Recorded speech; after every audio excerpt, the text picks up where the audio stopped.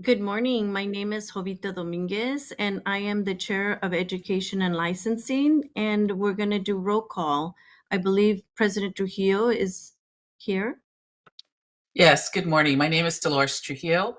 I was appointed by Governor Newsom to fulfill the direct care provider role, and I am the current president of the board. And Tricia Wynn. Hi, good morning, everyone. My name's Tricia Wynn. I was appointed by Governor Newsom in one of the public member roles. And I forgot to say that I was also appointed by Governor Newsom. And then we have EO Miss Melby. Thank you. I'm Loretta Melby, or Lori. I'm the board's executive officer appointed by the board. And I believe we have Dr. McCarthy. Good morning, Mary Ann McCarthy, liaison to the Education and Licensing Committee and supervising nursing education consultant. And then we have our attorney, Reza Peshuhesh. Yes, good morning. This is Reza. And Dr. McCarthy is going to lead us. Okay, we're going to start with 2.0 instructions for the web meeting. Thank you, moderator. Good morning. This is the BRN moderator. I will be moderating the meeting. To facilitate public comment, we will be utilizing the WebEx question and answer feature, now known as Slido. When the committee reaches the point in the agenda at which public is appropriate, the question and answer feature will be turned on and members of the public can indicate that they'd like to make a comment. By insert phrase, I would make a comment in the question box, which is typically in the lower right of your screen. I will then call on the individual and send the request to unmute their microphone. The individual should be able to unmute and make their comments. I will then proceed to the next member of the public who has a comment. I will also query our on-site location for comments as well. Please note that the question and answer feature is being used only as a means for members of the public to represent that they would like to make a verbal comment. When your turn comes, you will be prompted to unmute. If your question can be answered, the committee will respond accordingly. When making your comments, speak about anything you believe is important for the members to know. Please remember, committee members cannot address any item not on the agenda. Items not on the agenda at that moment, items that you would like to add to a future meeting, or items that will be discussed later on the agenda will be discussed at their correct times during the meeting. I will provide a brief reminder of this approach at the start of each public comment item. Finally, when committee members or BRN staff are not speaking, I would like to remind them to mute their microphone. If I detect background noise during the meeting as a result of unmuted microphones, I will mute your microphone automatically.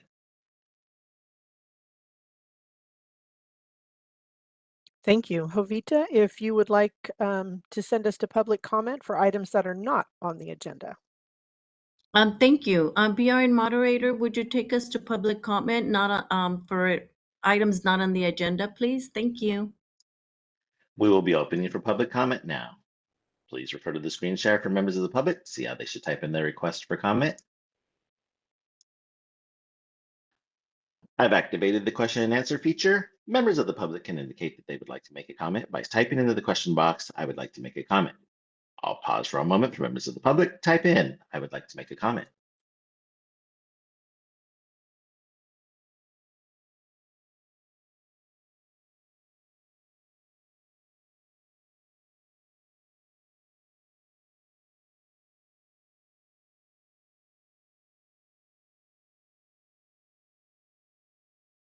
Committee Chair Dominguez, there are no public requests for comments on the WebEx. Do we have any public requests for comments there in BRN HQ?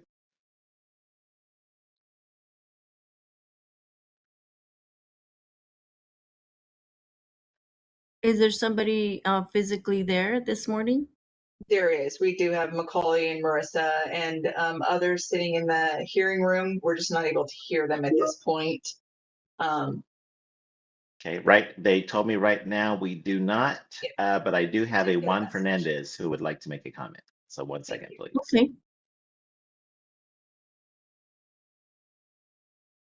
Okay, Juan, on your screen, you should have a small unmute window. All you have to do is press on that. This is there you go.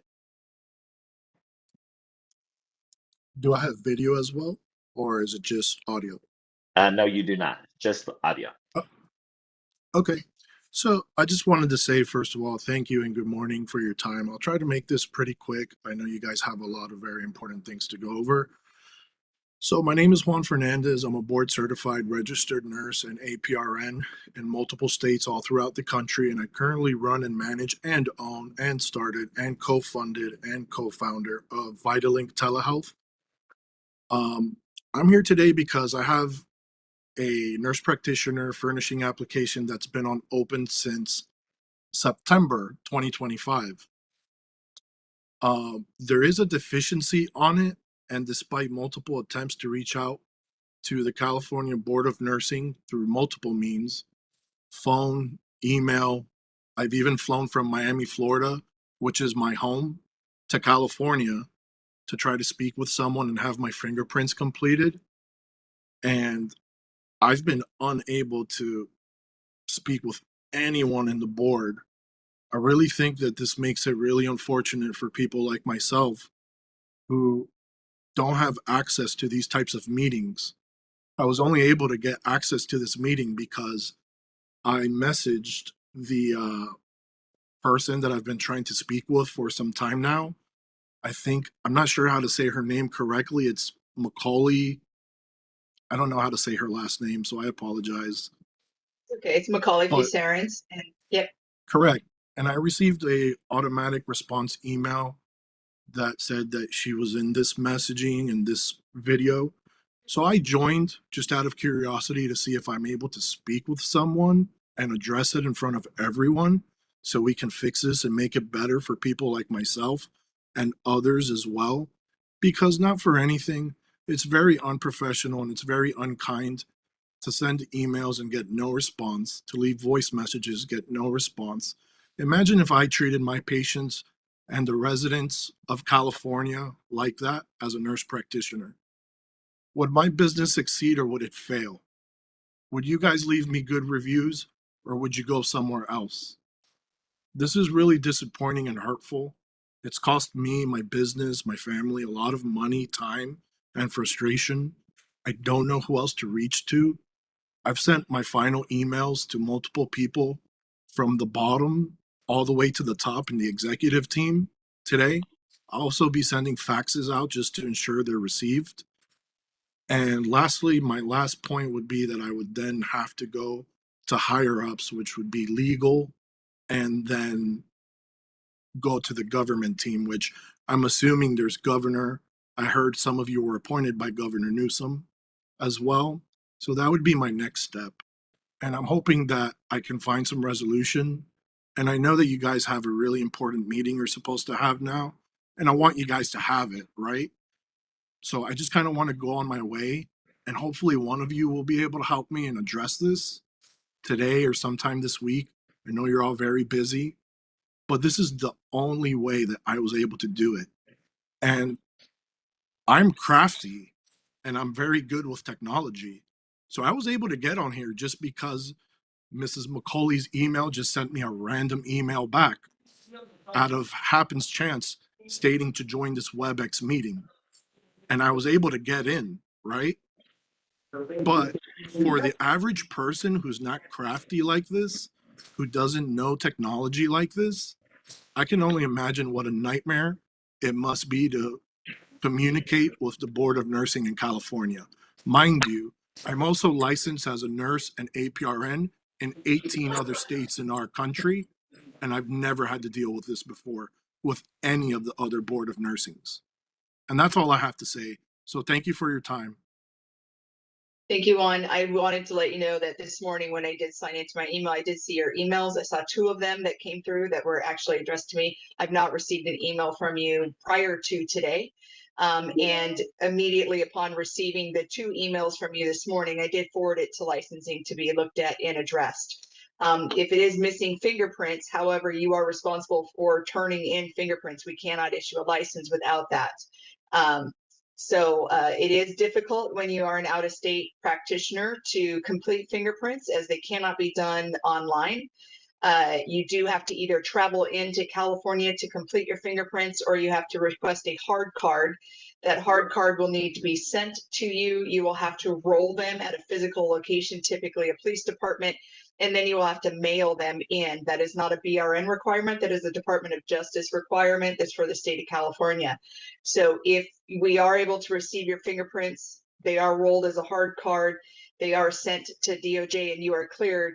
Only at that point will we be able to do anything to address a license. However, I did send it over to a licensing team. They should be able to respond to you today, and we'll be able to find out what that is. But if it is dependent on fingerprints, we are not able to issue any license, whether you applied a year ago, 3 years ago, or yesterday. We cannot issue a license until your fingerprints are cleared and we receive that result from both FBI and DOJ.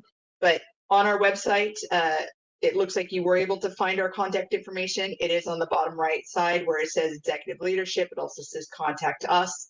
So it looks like you were able to follow that and reach us. But I do want to confirm that I received 2 emails from you this morning when I logged in, and it's already been escalated over to people in licensing that will be able to address and respond to your call.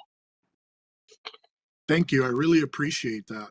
But I Thank had you. my fingerprints completed back in February. And my Okay. first email to you was on April 27, 2026 at 2:21 p.m. Okay. You said you hadn't received I the email from me Don't before have today. email. We do have firewalls and stuff set up. So if it contained identifying information like a social security or something, it would have been blocked and it's not able to be received. So if you had some identifying information in that email that was sent, it would have blocked it and we would not been able to receive it because we cannot have PII like that transmitted through emails. So that could have been an issue, which is causing some communication to be blocked. But I did receive your 2 emails today. They were immediately forwarded off today, and it will be addressed and give you some kind of direction after today. No, I didn't provide any private information like that. I did only include I my was just trying entity to number, troubleshoot, which sir. was requested. Yep, I appreciate that. I was just trying to troubleshoot, but it is addressed, and you will be receiving a response today. I can't guarantee that your fingerprints have been received. Sometimes, as nurses, I'm a nurse as well. We wash our hands so much, Yeah. our fingerprints get washed off. So, And no, DOJ my and fingerprints FBI were is not received able to because they process that. issued my nursing license Okay, once my fingerprints were received. And the perfect. deficiency, as it showed in the email that I sent you twice this morning, Mhm. shows that the only thing missing is my transcripts. They were sent in September 2025 and again in January 2026. And here we are in May, many months later, and somehow the board has failed. We have. I know it's not nice to hear today. that, and I know that you guys work hard, and it sucks to hear that you guys missed the mark and that I'm disappointed in you guys as a consumer, but I want you guys to do better. Mr. Agreed. That's all. Fernandez, We do too. we've Juan. on longer than we should have on this. Yes. Our executive officer has stated to you that she has forwarded on the email. You should have a response today. This is for a public comment for items not on the agenda. And I think you've exceeded the time that we've allotted for this. So please look for those Excellent. emails and communicate back to us. Thank you. Thank Yeah, you. thank you. And if I don't receive an email, who should I reach out to? Or would I join the next meeting on WebEx? You can join any public meeting that we have. There is no issue with that. And there are contact us on our board's website. You also, I said that I received your email today, so you have my email. You can reach out directly to me again. Perfect. And these are recorded, right? These meetings? Yes, they are. And I'll have access to the recordings? Yes, you will. To be posted on our website under the meetings section. It'll go under archive, committee meetings. This is the education licensing committee meeting. You can get that. You could also join our listserv. Our listserv on the homepage on the right-hand side says join our listserv. If you sign up for that, you'll receive emails from us on a regular and consistent basis. Excellent, perfect. I'll make sure that I post this online on Reddit and other forums. That way other applicants know how to reach you guys a little easier and better. Thank you guys, and I hope you have a great meeting. Thank you. Appreciate that.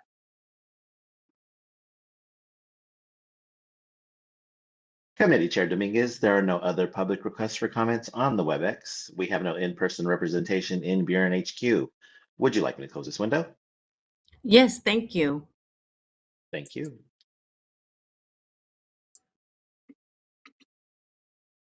I believe our next one will be to vote or approve the minutes. Does any of the Dolores or Trisha have any Good thing you couldn't Any hear that. Sorry. any changes or concerns about the minutes? Yes, I believe I had one quick question. So on page 7 of the minutes, under public comment, there was no motion made under public comment, but there was a vote reflected. It was just a mistake. I think maybe we could just remove that from the minutes, and I would be willing to vote to approve the minutes as amended.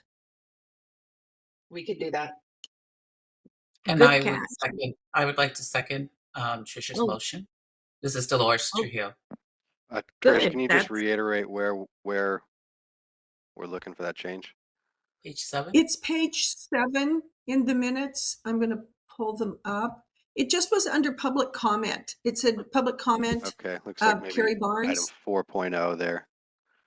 Yes, 4.0. And right. And there was a question asked and Lori answered, and then there's a vote reflected. No, there is a motion up there.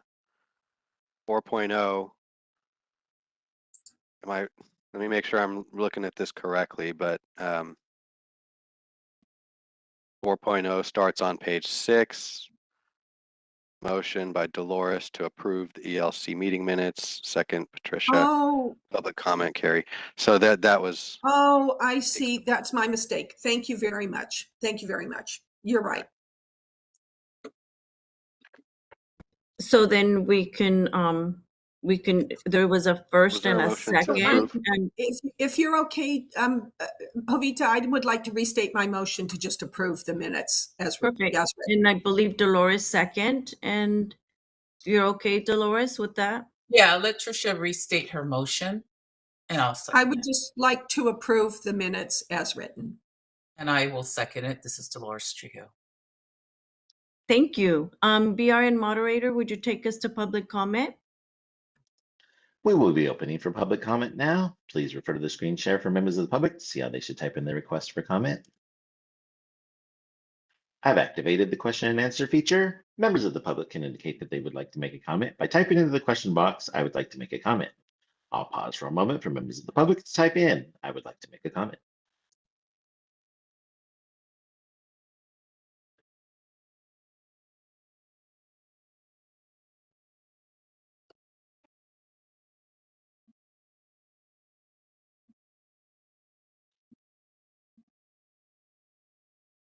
Committee Chair Dominguez, there are no public requests for comments on the WebEx. Do we have any public requests for comments in person in BRNHQ?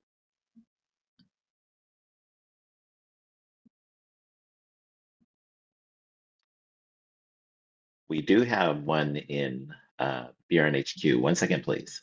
Oh, I'm sorry. They said no, we do not. Committee Chair, oh, somebody has come on the Q&A. 1 second. There is a name that has shown up. Jesse Turtis. Turrets. Jesse Turtz would like to make comment. 1 second, please. Hello, all. Thank you so much for having this meeting. And I'm so sorry if I've done the wrong thing. I am looking to make a comment on item 6.0 on the agenda. Is this the appropriate time to do that, or should I wait? Not yet. We Okay. are on an earlier agenda item. 6.0 will be coming up. Thank you so much. I yield my time. I will comment then. Thank you so much. Appreciate it. Thank you. Committee Chair Dominguez, there are no other public requests for comments. Would you like me to close this window? Yes, thank you. I believe they are, I don't think it's a motion, it's just approved. Thank you. sorry. I want to make sure what was that? There was a motion on the table to approve the minutes as written. We did First public and, comment. Correct. A first and a second. So let's take a vote. Let's take a vote. thank you. I knew I was forgetting something. Jovita Dominguez votes yes. President Trujillo Dolores Trujillo votes yes. and Trisha Wynn. Tricia Wynn votes yes. Perfect. Motion carries. Agenda And item now- 5.1. Yes. Are you okay with that, Jovita? Yes, thank you very much. You're welcome. 5.1, excuse me, I got something in my throat.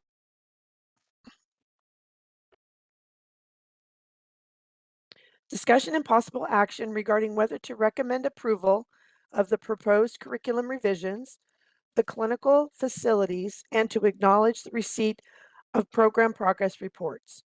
According to board policy, nursing education consultants may review curriculum changes that do not significantly alter philosophy, objectives, or content, and programs can implement as needed prior to board approval. Nursing programs shall not utilize any agency or facility for clinical experience without prior approval of the board. Each program must submit evidence that it has complied with the requirements set forth by the board and shall only assign students to facilities that can provide the experiences necessary to meet the program's written outcomes for student clinical learning experience. These requests are then reported to the Education Licensing Committee and to the board for approval. The BRN staff have received and reviewed all documents from the program requests listed on agenda item 5.1. Information on these requests are on the list provided in your materials packet. These are consent agenda items. Thank you.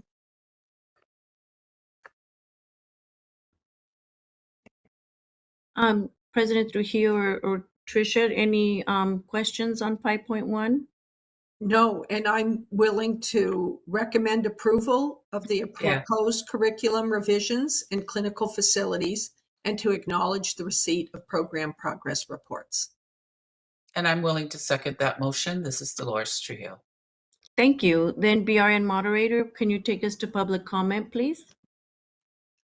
We will be opening for public comment now. Please refer to the screen share for members of the public to see how they should type in their request for comment. I've activated the question and answer feature. Members of the public can indicate that they would like to make a comment by typing into the question box, "I would like to make a comment." I'll pause for a moment for members of the public to type in, "I would like to make a comment." And while we wait, this is Reza. I'll just clarify that the motion, I think, is for all of the schools listed under item 5.1. So anybody who wants to comment regarding any of those schools under 5.1, this is the time.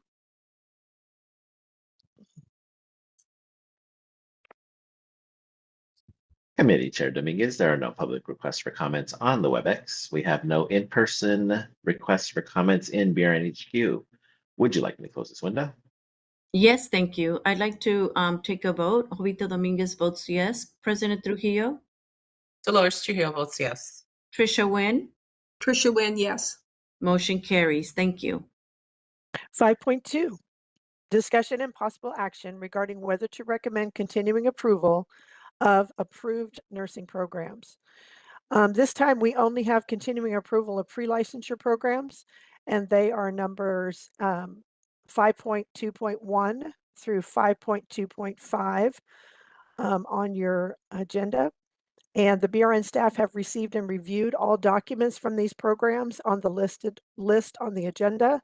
Information on these requests is on the list provided in your materials packet. These programs have met all board rules and regulations related to the request and are consent agenda items. Thank you. Any questions on 5.2 on all those schools? No. Good. I'd like to recommend continuing approval of pre-licensure nursing programs 5.2.1 through 5.2.5. BRN, do I have a And I'll second that, Jovita. Thank you, Tricia. Appreciate it. BRN moderator, would you take us to public comment? We will be opening for public comment now. Please refer to the screen share for members of the public to see how they should type in their request for comment. I've activated the question and answer feature. Members of the public can indicate that they would like to make a comment by typing into the question box, "I would like to make a comment." I'll pause for a moment for members of the public to type in, "I would like to make a comment."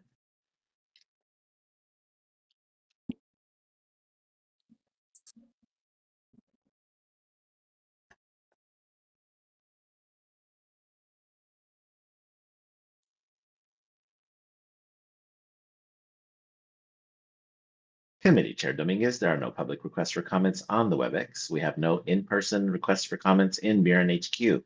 Would you like me to close this window? Yes, thank you. I'd like to take it to a vote. Jovita Dominguez votes yes. President Trujillo, Dolores Trujillo votes yes. Trisha Wynn, Trisha Wynn, yes. motion carries. Thank you very much.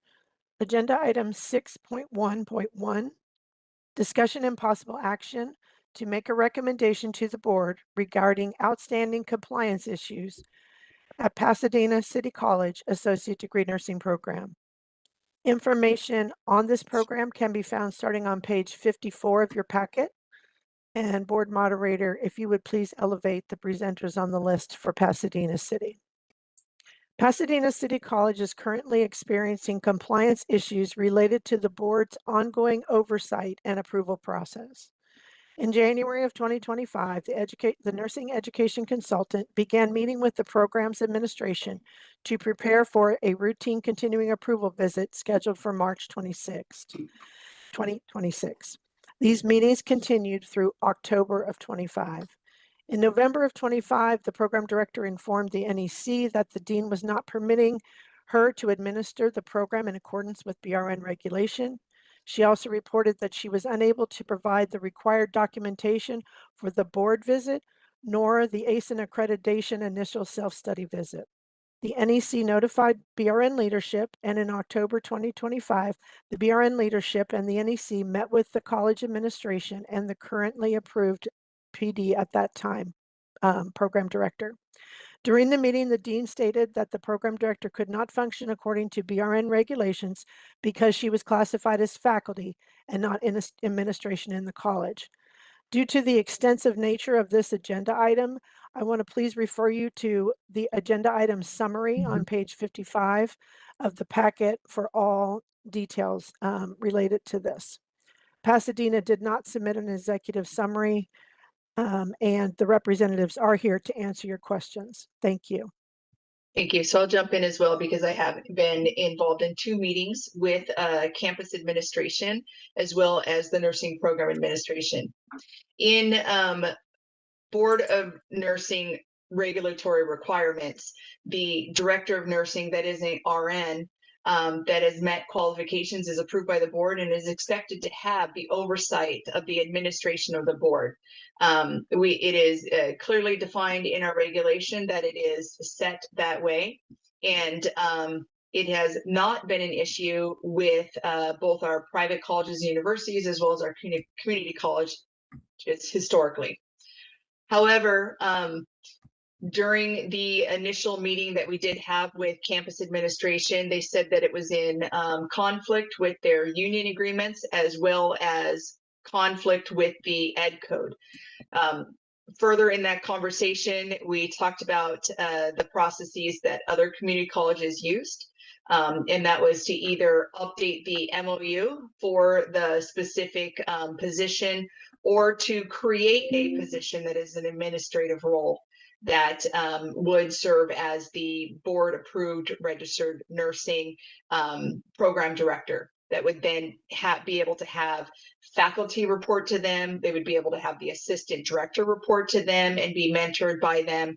Again, there is many of our regulatory requirements that stem from the RN program director at that school, up to and including our licensing abilities.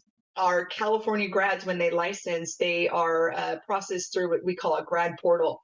That grad portal is only accessible by the board approved program director and the board approved assistant director in order to maintain integrity and ensure that that is done correctly, because it does end up to potential license issuance. Additionally, our nursing education consultants work solely with the program director at the schools, and the assistant directors are there to be mentored by that program director to assume the role of the program director, which again is another requirement based on our regulatory requirements. The oversight of the entire program, including curriculum development, student engagement, clinical site liaison, all fall under the responsibility of the program director. It was very imperative that this program come into compliance with that and that they allow for the program director that is BRN approved to have the oversight of the nursing program and not the dean that is not an RN that does not have oversight of the nursing program in our program approval process. We do understand that the dean is responsible for the program when you look at it from a campus administrative perspective, and ed code as well. So we needed to find a path forward. After that meeting, they did start preparations to address the MOU. It was decided later on that the MOU was not going to be addressed, that it was probably going to be the path forward of creating a new administrative only position, which again, in community college public service, it is difficult to get that posting approved, get it out, get it back, get it through the hiring process. And so there was a delay in that, not by the school, but just with processes that have to occur. However, during that time frame, even after we had met with them, there continued to be a reporting structure issue. There were meetings happening in absence of the program director, and the assistant director and other faculty who required by the school had to report directly to the dean. And it caused that the program director not be included in some major program decision-making and conversations about the leadership of that program. That was concerning to our NEC and concerning to our leadership team at the BRN, because again, it pulls them out of compliance with the way that we have in our law, nursing program leadership management and how we communicate as a regulatory entity. There was a continuing approval visit that was completed with the ASIN accreditation team. During that continuing approval visit, the program assistant directors were not there, and the program director was able to interact minimally. And there was a lot of information that we did not receive and were not able to do an adequate review of. In that meeting, in that visit, sorry, the NEC did reach out to the supervising NEC. There was conversations that were discussed around potentially administering the program, providing the program with 21 areas of non-compliance. That was communicated to this program. It does look like the majority of it stems from the administrative aspect and it not being appropriately administered through a nursing board approved program director. They released that report and they did not receive any communication back from the school on how they planned to address those 21 areas of non-compliances. And so they then escalated that up to me. And I did pull together a meeting after reviewing with the nursing education consultant, as well as the supervising NECs and our chief of licensing. We did meet with the program. That was Friday. So from that meeting on Friday to today, it looks like things have changed. It looks like things are being heard. They did hire a RN, a BRN, registered nurse approved for a program director.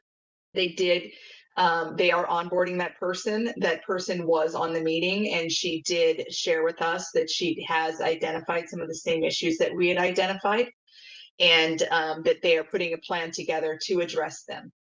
Additionally, the campus president was there and they shared an action plan that they are working on to address the areas that we have of concern. However, typically we bring a school forward with continuing approval visit results that share that we have 21 areas of noncompliance, and typically the board at that point takes a stance where we defer action on the continuing approval and we allow them a year or so to come into compliance. We have delayed doing that because of the barriers that were encountered by our nursing education consultant and our inability to completely review the documentation that needed to be reviewed in order to determine compliance or non-compliance. We have talked to the program as well as the supervising NEC and the NECs about whether that they will probably have to go out and do a second visit. The reason I want our board to be aware of this is that is again out of the norm That is not something that we typically do. And that is a financial undertaking and a time spent by our staff to have to do something twice. This was particularly concerning to us because the last continuing approval visit, they were in complete compliance with all BRN rules and regulations. We had no concern. And so this was something that was new. We believe that it did occur with a change of campus administration. We do, however, believe now that campus administration is aware and in alignment with our rules and our authority, and that they are doing what they can to address this and correct this. We do hope to complete the continuing approval visit by having a return visit to go out there and interact with the staff accordingly. That would be to include the assistant directors as well as the program director, include faculty and students back in conversation to make sure that things are being addressed. And then we'll be able to issue a statement on the areas of noncompliance that have proof attached to them so that we can address those and move forward. So at this point, there is no motion at this point unless the board felt that there needed to be something done, but I do want to open it up to allow the school to have some conversation and allow you guys as our board committee members to have some conversation with them to ensure that you guys feel comfortable with the path forward of having the school have an additional continuing approval visit, look to see where we're at before we move forward with the areas of 21 non-compliances. So I'll turn it over to you guys. Thank you. Thank you, Lori.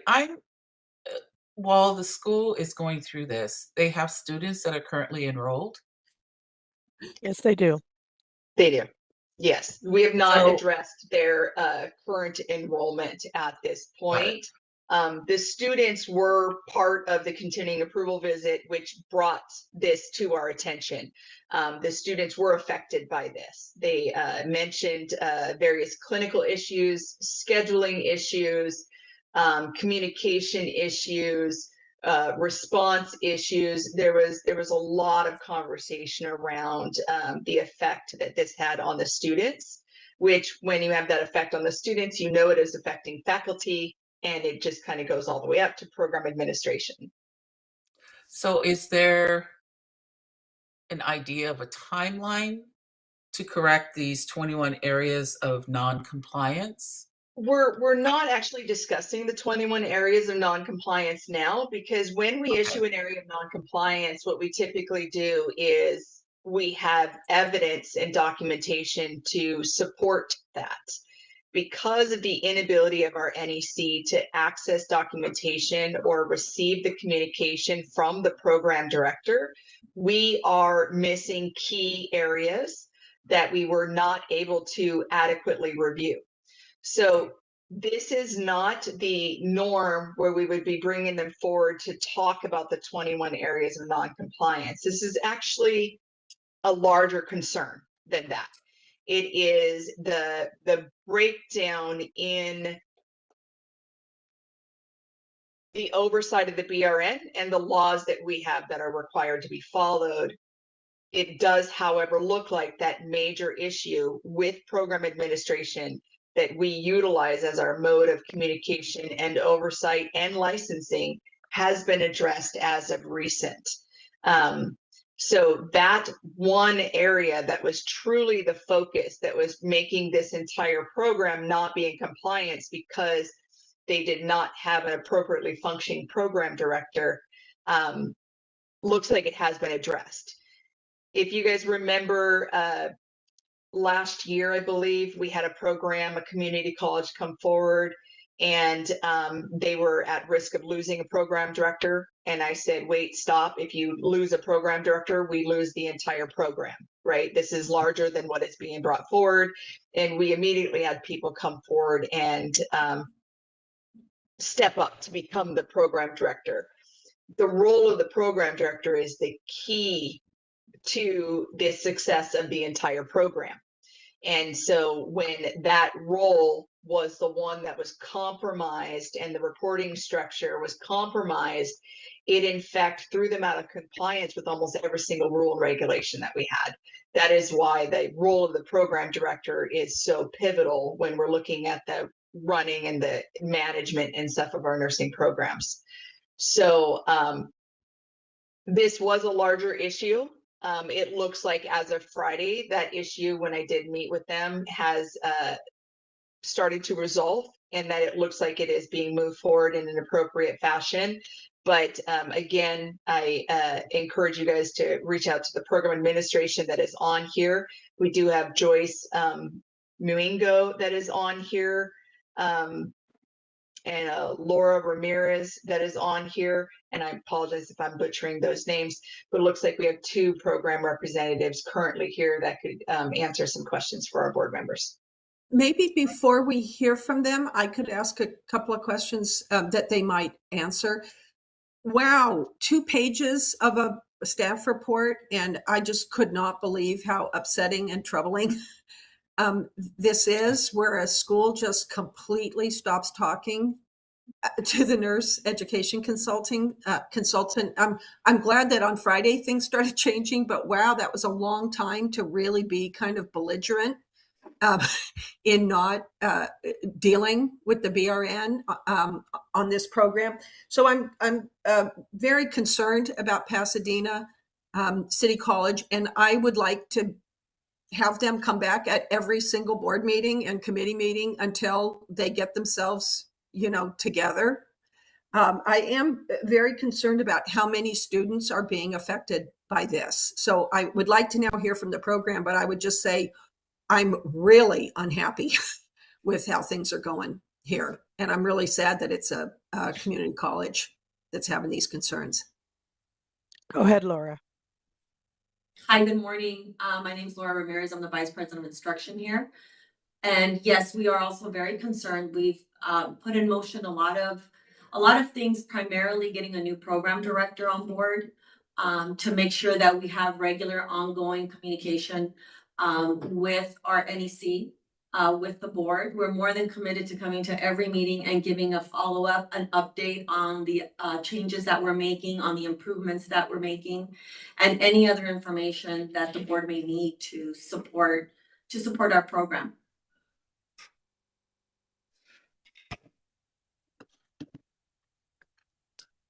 Thank you. Sorry. I thought there was. Go ahead, Laura. Go ahead. I'll go after you, Trish. Go ahead. I'm sorry. Well, I just wanted to know how many students are in this program right now that are being affected by this dysfunction. The graduating class? 290. You gotta speak up, Joy. We have assistant directors here. We have about 200 and close to 300 students total. 270 total right now. My name is Joyce Moingo. I am the assistant program director here at Pasadena City College. I actually graduated from this program and I've been here for 26 years total. I was here when the previous board, when we had the previous approval, and I have continued to work. I am continuing to work with the new program director to make sure that we are in compliance with everything that you have stated. And if there's any kind of miscommunication, we want to make sure that we show that to the board, because we are at like 97% pass rate in our program. And we know that our students are going to pass the NCLEX, but some of these things we need to really resolve with the new program director. She's here too with us. Her name is Carol Friedman, and I want to pull her into the discussion that we are really dedicated to working together to make sure that we bring our program back to where it was before, or even better. And then I'm Carol Friedman. I'm the new program director. I started several weeks ago. Not new to being a director of a nursing program on the BSN level as well as the ADN level. So I've been working with Heather. We had a 2-hour meeting yesterday on what we're going to do next. And as I see it, that the clinical, I think the clinicals have to be managed. So that's what I'm doing with Joyce Miango and myself. We're developing a more, I can say more lined up clinical to make sure that everyone is getting their hours. We have, I personally have faculty issues that I have to deal with that I'm very well aware of. And we have found a lab person to come in to develop lab further. We moved into a new building, so there's a lot of things that have to be sorted out. So that's coming. So we're going to have lab for the students, and we're in the process of trying to hire a sim person to come in. Okay, and I'm also working on curriculum, looking at the curriculum. And we'll be working with faculty at our faculty retreat next month on how we are going to, in a sense, update curriculum to be a cohesive program from one semester to the next. These things right now don't exist, but will exist this year for sure.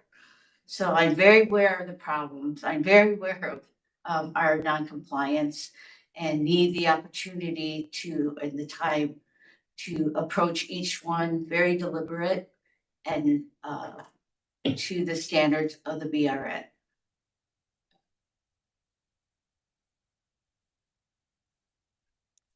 Thank you, Ms. Ramirez. What are some of the clinical issues that the students have faced during this time? Can you? It was a delay in elaborate? scheduling. Yeah, there was a delay in scheduling. We know that, there are a lot of clinical facility issues just with access, right? And so if you delay scheduling those clinicals, each one of the clinical facilities have their own onboarding requirements. And when you delay scheduling, then it delays onboarding and it delays the start of clinicals. And so there was a lot of scheduling issues. Again, in our org chart requirements, you have to have a designated person that is the clinical liaison that takes on that communication and looks at that scheduling. In private colleges and universities, they typically have a clinical placement coordinator that is assigned to that. We've got some public institutions that have an entire department that is assigned to that. However, what we typically see within community colleges is a program director or an assistant director that assumes that role, potentially even a faculty member that does it as an extension to their current role. So it becomes a resource issue as well that needs to be addressed over and above just a clinical resource issue. When we had our meeting on Friday, and we were able to meet the new program director, it did seem promising that that was something that this approved BRN program director was going to be able to address and bring the program back into compliance. The issue was not in the nursing program specifically, it was in the administration of that nursing program. That is where the dominoes started to fall, right? When you don't have a BRN approved program director that knows the rules and regulations of the board and knows the requirements for the reporting structures and what's required to run a nursing program, that is when things are missed. And what had occurred at this school, as much as our nursing education consultants was able to kind of relay to me, was that a non-nursing, non-BRN approved campus level administrator was trying to run the nursing program. And they did not have the knowledge and experience that is required to appropriately administer a nursing program. And that is where issues occurred. There are some community colleges that have a dean that is a BRN approved nursing program director as well. A common one that I know that we're all familiar with is Riverside, and Tammy Van Holt. She also serves on our Nursing Education Workforce Advisory Committee. She serves in a dual role as a dean as well as the RN program director. So you can't have a dean at a community college or any school that does the oversight of those programs, as long as they are also BRN approved to do so. In this instance, it was a non-nurse, and that person did not qualify to be a BRN approved program director. Now that they have changed the way that they are administering the program and have assigned a BRN approved program director in the administrative role, I firmly believe that we will be moving in the right direction to clear up all of these and not have any more of a negative effect on the students. I think that they heard us. One of the comments on Friday said that they were embarrassed about the review that occurred between us as well as the accrediting agency. So I left that meeting Friday hopeful that we would start to see some change. So they already did demonstrate a large change by getting in and creating an administrative position for a BRN approved program director. They have that person onboarded. And as she said in the meeting here, she's been here a few weeks now. And I anticipate changes, especially happy to hear that there was a 2-hour meeting with their assigned NEC yesterday. So a lot of good things. I have less concern today than I had last week. I have less concern today than I had Friday because they also have now shown that they've met with our NEC.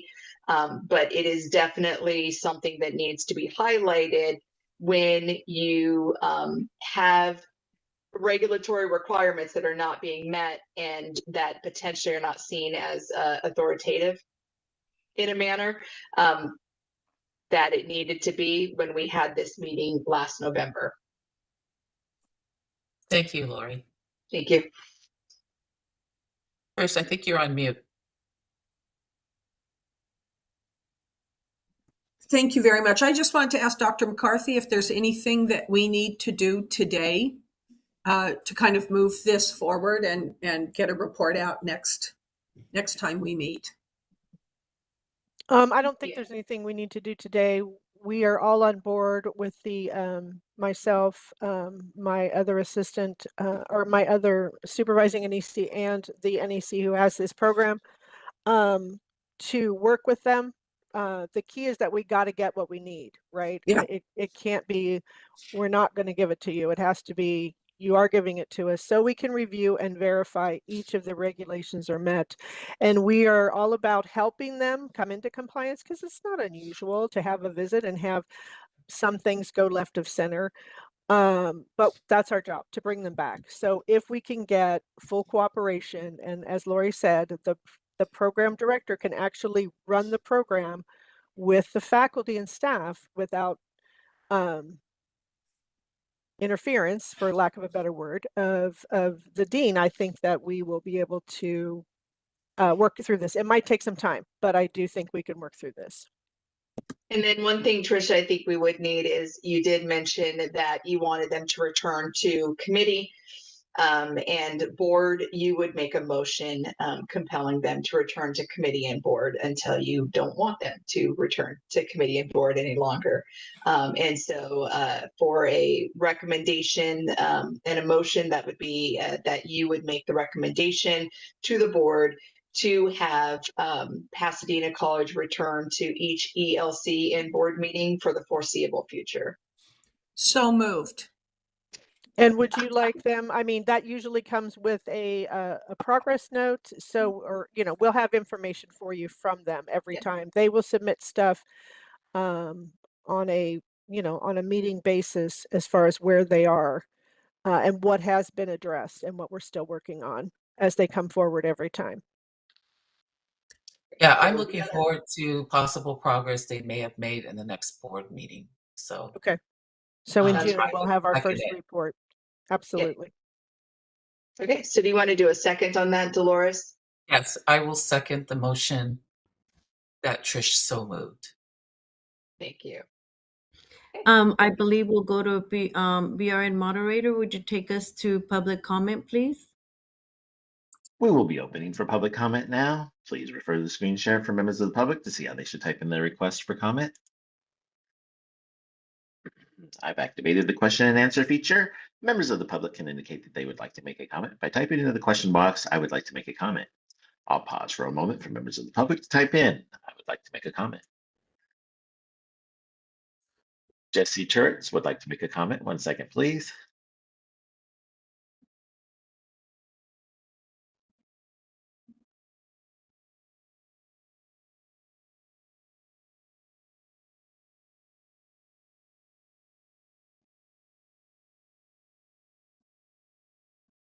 Hello, Jesse, can you you all have hear the me mic. okay? There you go. Thank you, Oh, sir. wonderful. Go ahead. Thank you. No worries. Okay, I hope to keep this as brief as I can, but as you saw in your, I believe you said 20-page report, there's quite a lot here. But my name is Jesse Turrets. I'm a registered nurse and alumnus of Pasadena City College. I graduated in December of 2025, and I have volunteered my time as a student advocate since 2024. I'm here today because of serious concerns with Pasadena City College nursing program, and they've remained unresolved, frankly, despite repeated reports from students, alumni, and faculty over the last years. And I know that you've gone over a lot of this in your discussion just now, but I'm going to hit the notes as best I can and maybe highlight some other things. Following your visit in March, I believe it was March, the program still lacks essential educational equipment, including IV pumps, mannequin arms for IV insertion practice, and functioning simulation equipment. In fact, this IV mannequin arm issue has been going on for some time. The existing mannequins are covered in mold and again, have been for many years now since I began my time. Reportedly, the equipment came and then disappeared again. These deficiencies have been raised through proper channels for well over a year now. And they also sort of include a financial question in which $50,000 were allocated for these mannequin hands. They really never arrived. And then again, they disappeared.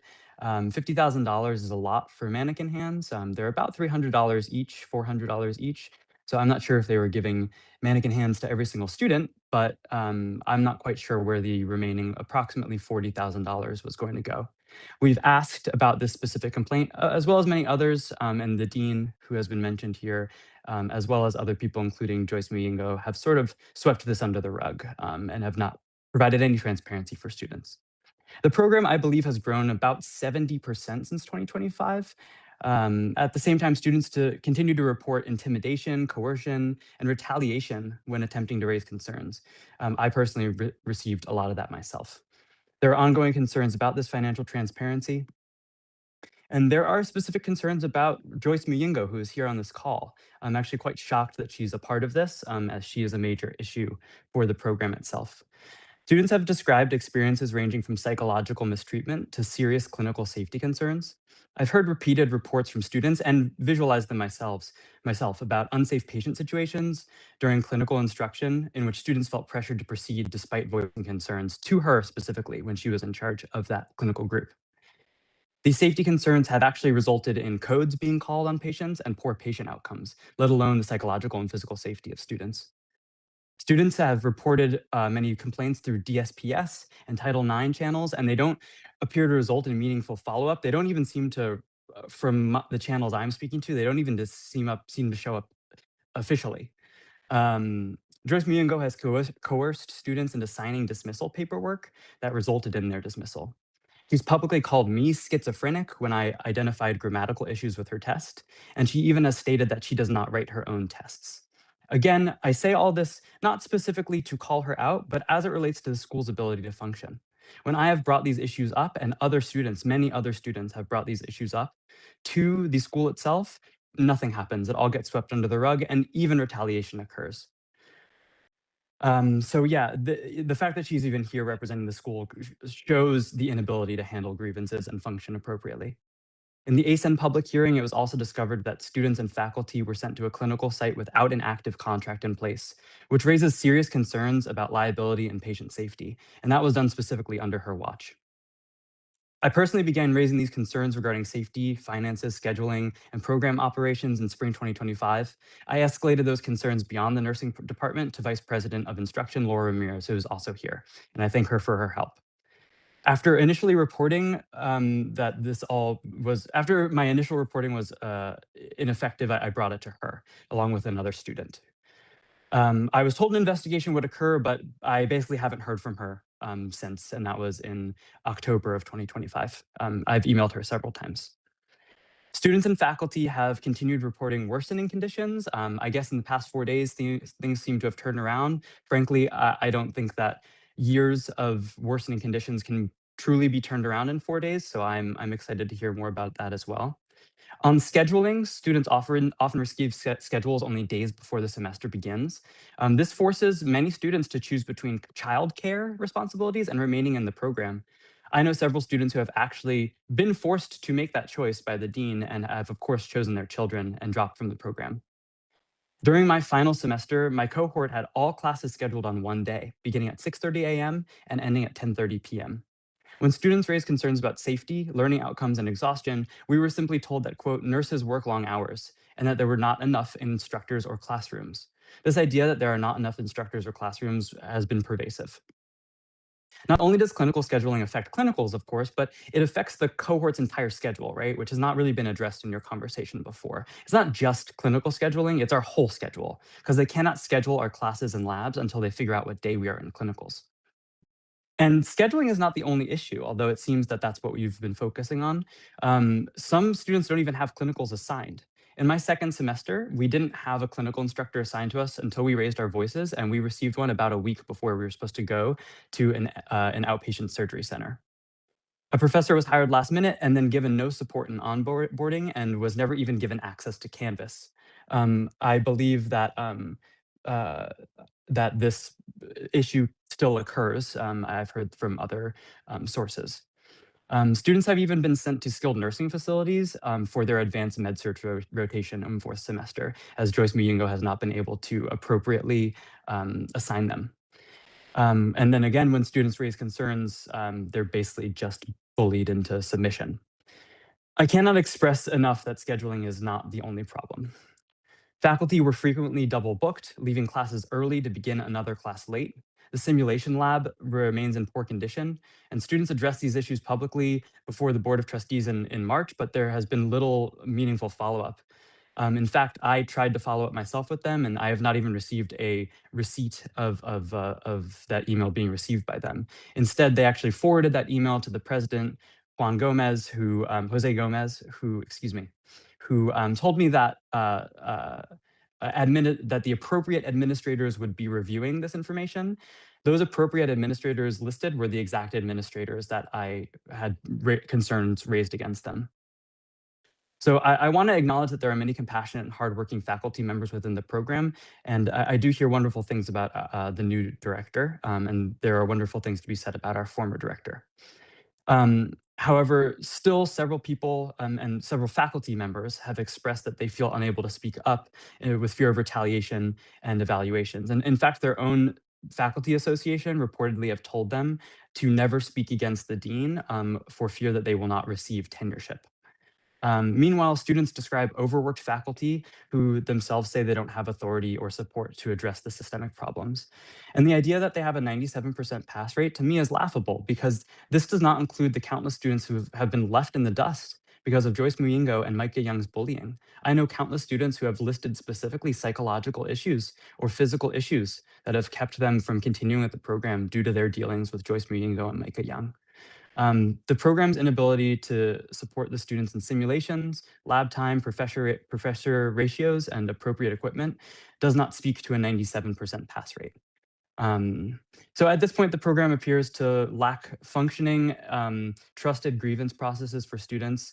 I gather that the director has made it clear that they can come to her, but again, after years of seeing these issues, students just don't feel psychologically safe reporting these concerns internally. The culture that has developed is not of transparency or safety, and as long as the dean and Joyce Muyingo are still there, it will continue to be one that is non-transparent and non-safe. Students fear retaliation and believe their concerns will be ignored or even disappear from public view. So while I understand that you guys feel the new director is a significant change, there's been no clarity of this on the ground from students that report to me. Again, there's just been no transparency. So I gather that faculty understand that there are many changes coming, but students don't know this. Students are not aware of any of this, or it has not been made clear, at least. And so the main stakeholders in this school are just, again, left in the dark. A speaker today has highlighted that it has been a long time to be off of compliance, and that is true. But again, students have brought this up over and over and over again to appropriate people internally. And so it's not that they've just been, lottie-dying around in the dark. Like these compliance issues have been brought up by students and faculty members for years. Another speaker said that this was not unusual for things to go left of center when you guys arrived to these schools, but I have to highlight that these are extraordinarily unusual and dangerous. And students have addressed this, I believe, with you and with ASEN, and they've been saying this for years. So please listen to the students. They only have the intention to graduate and become strong nurses for their community, but instead it seems that their concerns are just sort of seen as complaints. But this is not this is unusual, and it is more than left of center. It is off the map. So I have two strong recommendations that I do not take lightly and I do not find joy in. And I'm not sure if this is the appropriate forum for this, but I feel a recommendation is needed after everything I've said. I strongly believe that Joyce Muyingo should not be allowed to perform any duties as an instructor, administrator, or registered nurse. I strongly believe that her license should be revoked based on unprofessional conduct and significant safety issues. Secondly, I believe strongly that the school should not be allowed to perform as a nursing school anymore. They are not meeting outcomes, and they seem to be disinterested in working with students to meet these outcomes. While I understand that you are working with the school now and they seem to be listening, they do not have a history of complying, and I do not believe they have the capability or capacity to self-regulate and follow the law. They've made that clear to us. 2 years ago, I would not have said this, but after years of attempting to work on this within the system has continued to fail students. And with respect to the new director, they have had the time. They don't need more time. They need punition. Jesse, at this Yeah. point, I am going to cut you off. That's We fine. typically only allow about a 2-minute communication, but we thought that this was incredibly important to hear. Thank you. Some of the things that I want to provide some guidance on, and I'll try to make it as succinct and as quick as I can, is we are not involved in employment, and we do not make employment decisions at any facility that our RNs are employed in. We do look at license, and we can discipline if we receive a complaint that is then investigated out and that there's a violation within the Nursing Practice Act that has occurred. When we hear complaints come through like this, a lot of times it leads us to the understanding that it's a cultural issue within an area of employment. And any kind of culture change in an area of employment takes time. You are not going to see results immediately, and it would be amiss to have that expectation. So they do have a program director. They did listen to us when we met with them in November and asked them to get the appropriate reporting structure in place. They advertised, they created the position, they interviewed, they hired, and they have onboarded. That to us shows that they heard that when it was brought to our attention in November. And that is 6 months' time. 6 months' time in public systems is really good. So I'm actually going to commend the program for stepping up and getting that done. When you get appropriate leadership in place, everything else will start to change. It is dependent on having appropriate leadership. If you do not have appropriate leadership, you cannot address the other issues that are being brought up. We are aware of the issues that are being brought up. That was part of the 21 areas of noncompliance. However, this agenda item was not to discuss the 21 areas of noncompliance in front of our board. They are not here to go over the details that were found at the visit. Yes, we did talk about scheduling. That is not the highlight. The highlight of this agenda item is appropriate program administration. And that is why our focus is on appropriate program administration, knowing that that is reliant upon that in order for them to get any of these changes implemented to get this fixed. I am hopeful. It is a big change. She has been there for a few weeks. She is doing the stuff that the BRN wants them to do, and that is meeting with the nursing education consultant, and that is taking ownership and leadership of that entire program. We do not expect everything to happen overnight. That is not something that we would expect. So we are going to have them come back in June to our board meeting with an update. We will see them again in August with an update, and September with an update, and then again in November and December with an update to our board. Our nursing education consultant will be working with them in between those times to continue to provide consultative services to get them back into compliance with all the rules and regulations. That when they are in compliance with all those rules and regulations, it will address every single concern that you have raised here, with the exception of employment termination. And I want to leave you with a message that I hope that you're able to carry with you as you start your role as an RN. People can be educated, people can be onboarded, and people can be redirected, and people can learn from mistakes or past behavioral problems or any issues that have been up there. You want to work to cultivate compliance. You want to work to get people to function at the highest ability that they can. It does not necessarily mean employment termination. I hope that you're able to carry that with you, because when you begin your career as an RN and you may struggle on your onboarding process, or you may have an error in the future, I hope that you are not subjected to a person saying, we hope that you lose your job, because that is your livelihood and that is how you care for your family Of and your course. responsibilities as well. Thank you so So much, and we do I'm not, very grateful for we do your not get transparency. involved, Jesse. We do I not get involved in employment, and we're understand. not going to have an argument here. I'm not I've trying to argue with you, given ma'am. your time to speak. And so I want you just to have that takeaway that we do not have any ability to call for any employment termination. And I hope that in the future that we look at corrective action before employment termination. And I am That's hopeful that this great. school is moving in the right direction. I am hopeful as appreciate your well, and I just want to highlight that I agree with you wholeheartedly, which is why I've worked closely with students and faculty members for many years now, and I do not make these recommendations with a light heart. And thank you for the transparency and for working with the school to make it better. I did make a complaint, which I know we are not dealing with right now, but if I need to follow up on my complaint from December 2nd of 2025, how You would I do do that? not. Complaints are confidential until there is an investigation and we have clear and convincing evidence that would lead it towards discipline. If a complaint raises to the level where an accusation is filed, that will then become a public record, and that would be posted to our website and associated with the RN that complaint has been lodged against when it becomes an accusation. If the complaint is not substantiated, it will be closed and a message will be sent out to you letting you know that it was closed. So if you have not received communication that has been closed, it is ongoing. If it is not posted on the person's RN license saying that there's an accusation filed, it is ongoing. And so at this point, any complaints received are confidential until they are not. And so at this point, it's safe to assume that your complaint is there and the investigation is ongoing. Thank you so much for the extra time, and I hope you have a great day. Thank you. You too.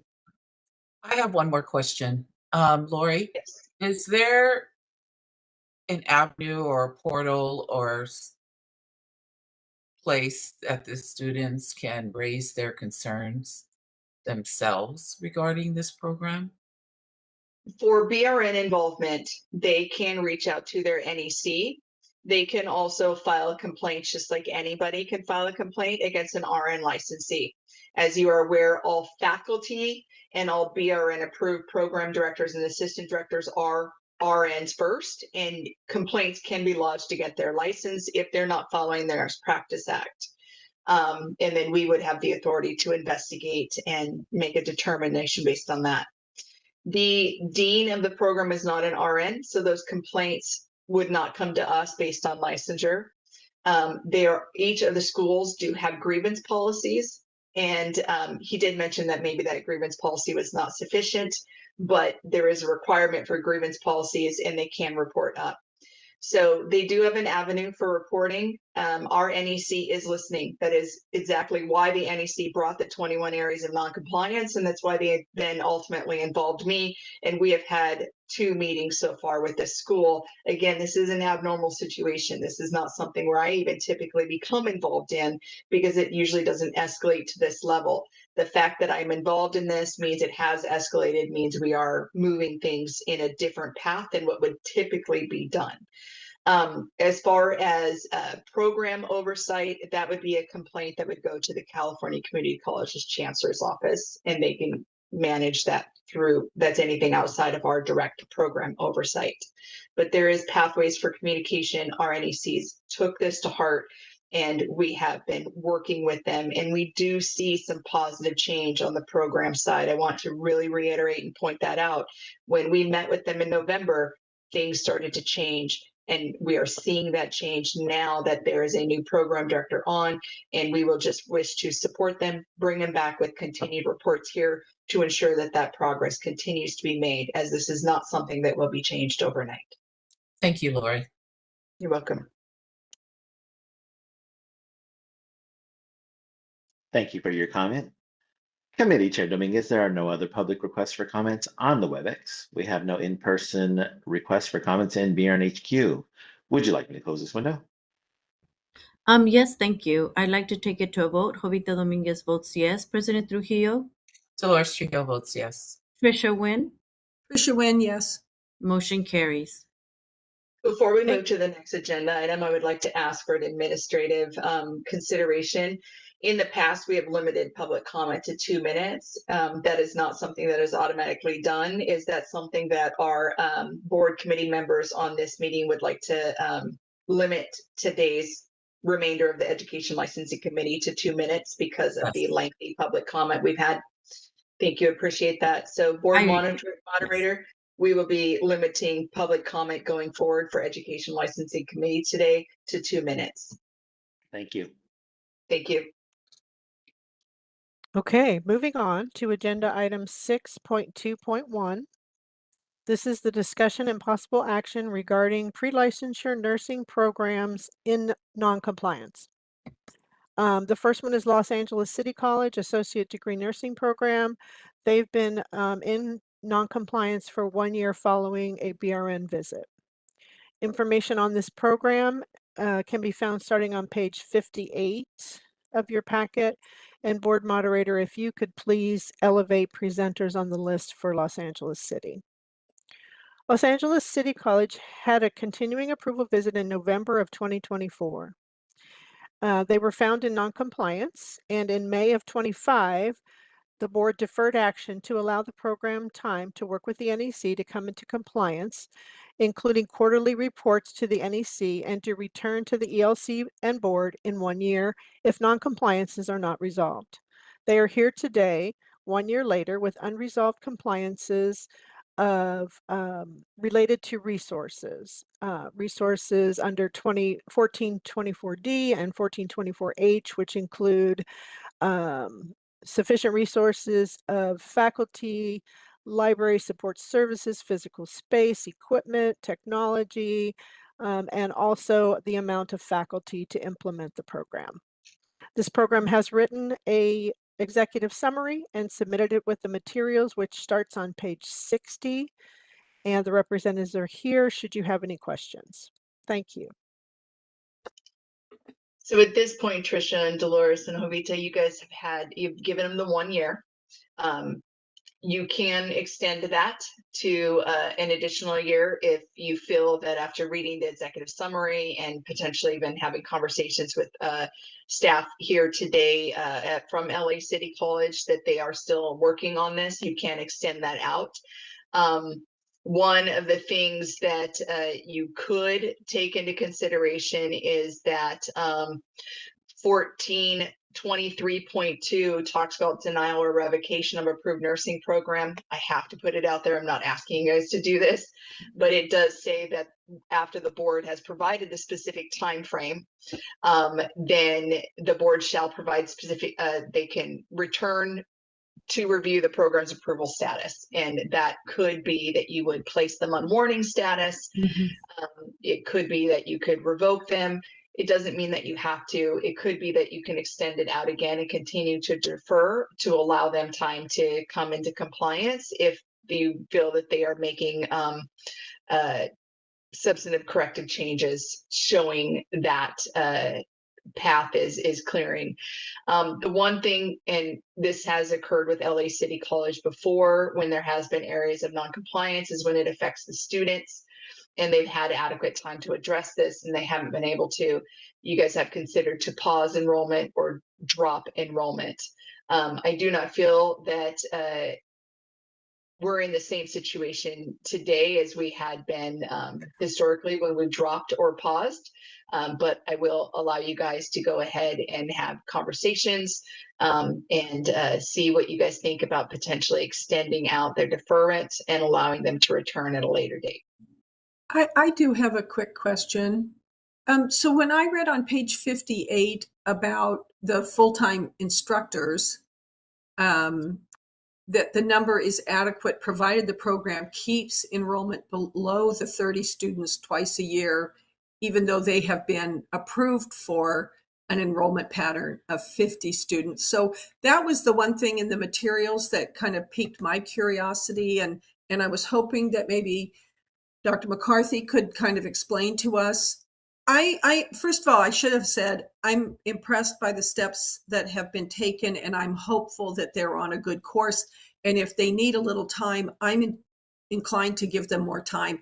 But that one paragraph kind of got me thinking, I don't want to permanently reduce it since they're making they're taking corrective actions. But I'm wondering if we could Well, what how we might play with what it. they've done, Tricia, is actually something that we appreciate. They don't have enough faculty, so therefore they have decreased what they're admitting, so they can only do what they're able to. And we appreciate schools doing that, not just keep taking 50 and not having enough resources. So that's one of the ways they're adjusting right now until they can find and build the resources they need to enroll more. Lori, do you have more to add to that? Well, I guess, Yeah. Marianne, the one question I have is, I'm really pleased that they're doing that on their own, and I hope that they will continue that. Is there anything we need to do to nudge them to continue that until they, recover? Yeah, I don't think so. There- I think Okay. our NECs, everybody has an NEC, everybody's here, everybody's watching. It's apparent to me that they want to come into compliance. It's just really tough right now with faculty. So I think it's just a time issue, and any faculty out there who are looking for a job, always keep us in mind. The decreasing of enrollment by the school is a common thing that's done within our community colleges and our public institutions. They do not continue to enroll at the board approved enrollment number if they're not able to sustain that. That is not a typical thing that is done outside of our public institutions. So one of the benefits to that is if they have a board approved enrollment of 50 and they drop it to 30, as soon as they're able to get their resources in, they can increase it to 50 on their own without having to come to the board. If our board were to make a motion and ask them to decrease down to 30, that becomes the board approved enrollment number.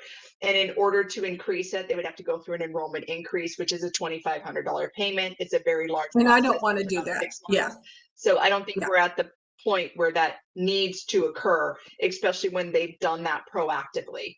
So I would Thank you. not recommend that we address the enrollment in a permanent fashion because they are already doing it on their own. Thank you. Thank you. Does the Tricia and President Trujillo, you feel comfortable with the recommendation of just extending? Yes. Would you like me to make that motion? Sure, Tricia. Dolores Oh, is trying to speak. But Oh, she's she's not- trying to talk. Let's see Yeah. what she. Dolores, you're muted.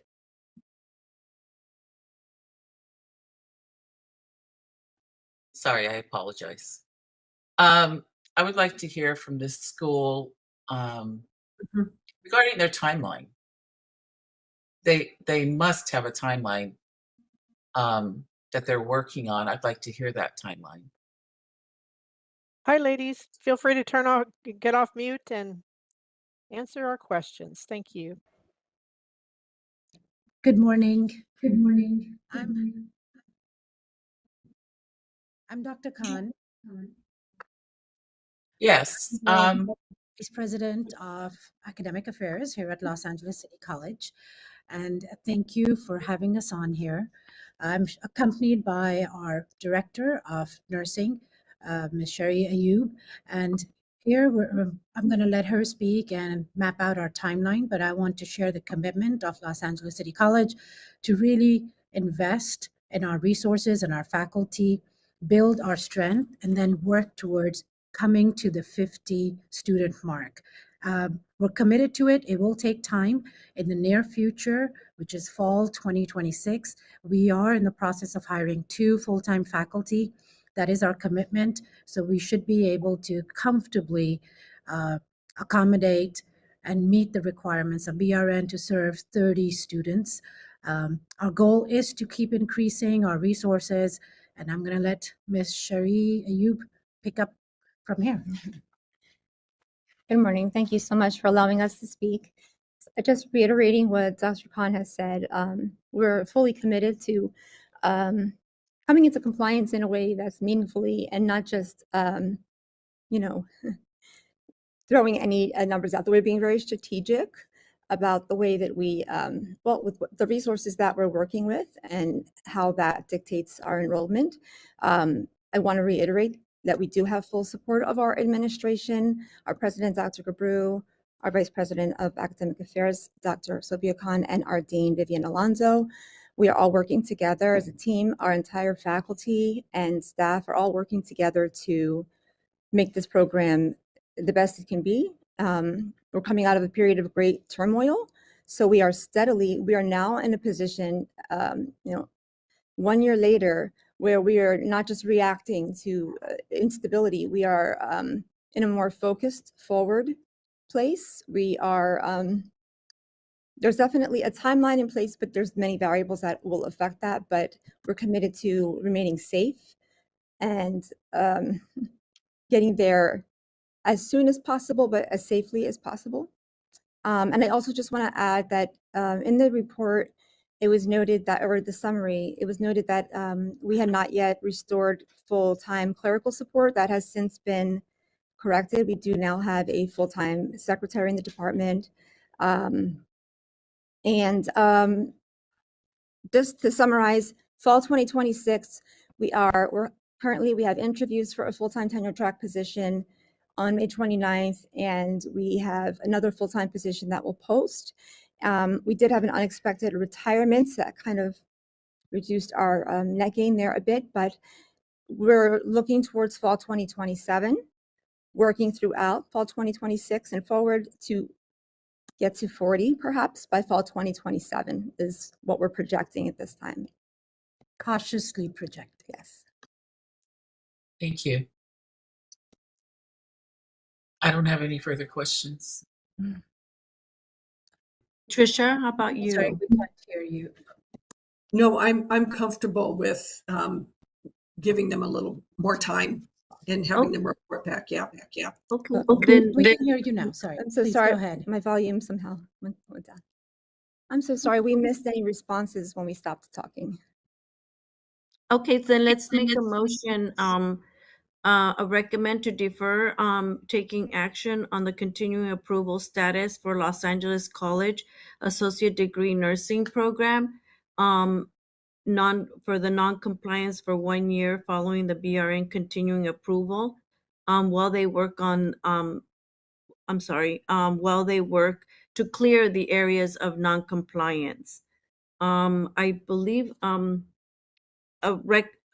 recommend to return to ELC in 1 year with quarterly reports to the assigned NEC.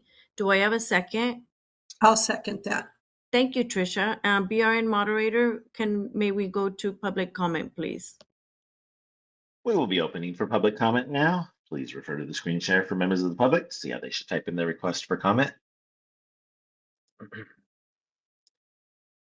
I've activated the question and answer feature. Members of the public can indicate that they would like to make a comment by typing into the question box, "I would like to make a comment."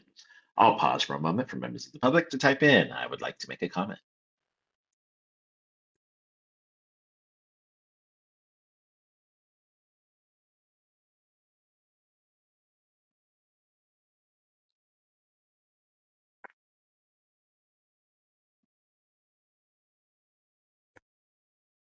Committee Chair Dominguez, there are no public requests for comments on the WebEx. We have no in-person requests for comments in BRNHQ.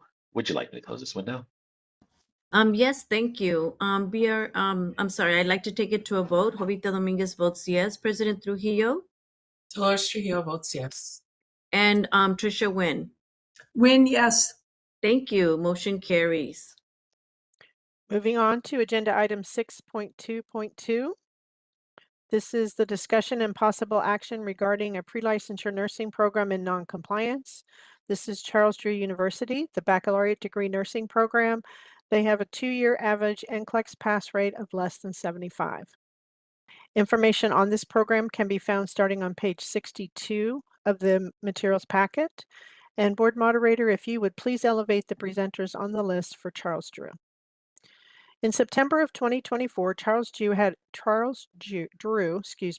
a joint continuing approval visit with the BRN and the accrediting body. The program was found to have one area of noncompliance, which was their NCLEX pass rate less than 75 for first-time test takers. In February of 2025, the board deferred taking any action to allow the program time to work towards bringing the NCLEX pass rates up. Charles Drew is here today with the second year of NCLEX pass rates less than 75 for first-time candidates. This program wrote an executive summary, submitted with the materials, and this starts on page 64. Representatives are here. Should you have any questions, I just want to add that bringing NCLEX pass rates up takes time because you got to make changes. And it's a really latent result. We get effects after or get results after. And so they may very well need more time to get where they need to be. Go ahead, Tricia. Thank you. I really appreciate you issuing that statement. Dr. McCarthy, it's good to remind us that it takes time. Equally troubling with the low NCLEX pass rate is the extraordinarily high attrition rate. And of course, I'm always concerned about students paying for an education that they cannot complete, coming out with debt. They cannot finish the program or they cannot pass the test. So when the representatives from the school are speaking, I would like them to address both of those things. Thank you. Michael, can you address that for us? Yes, good morning. Thank you for that question.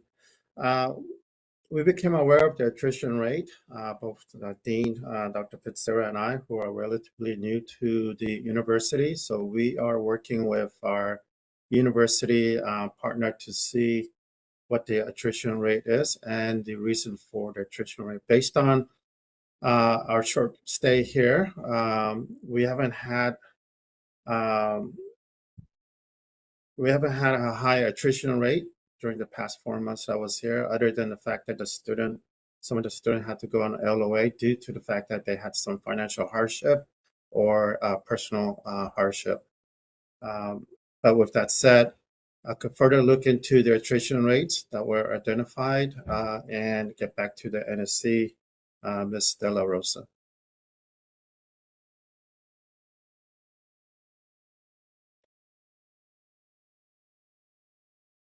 It is noted that the BSN and ELM attrition rates are combined in our report because the entry-level master's is their program that they have long-standing, and the bachelor's degree is more recent.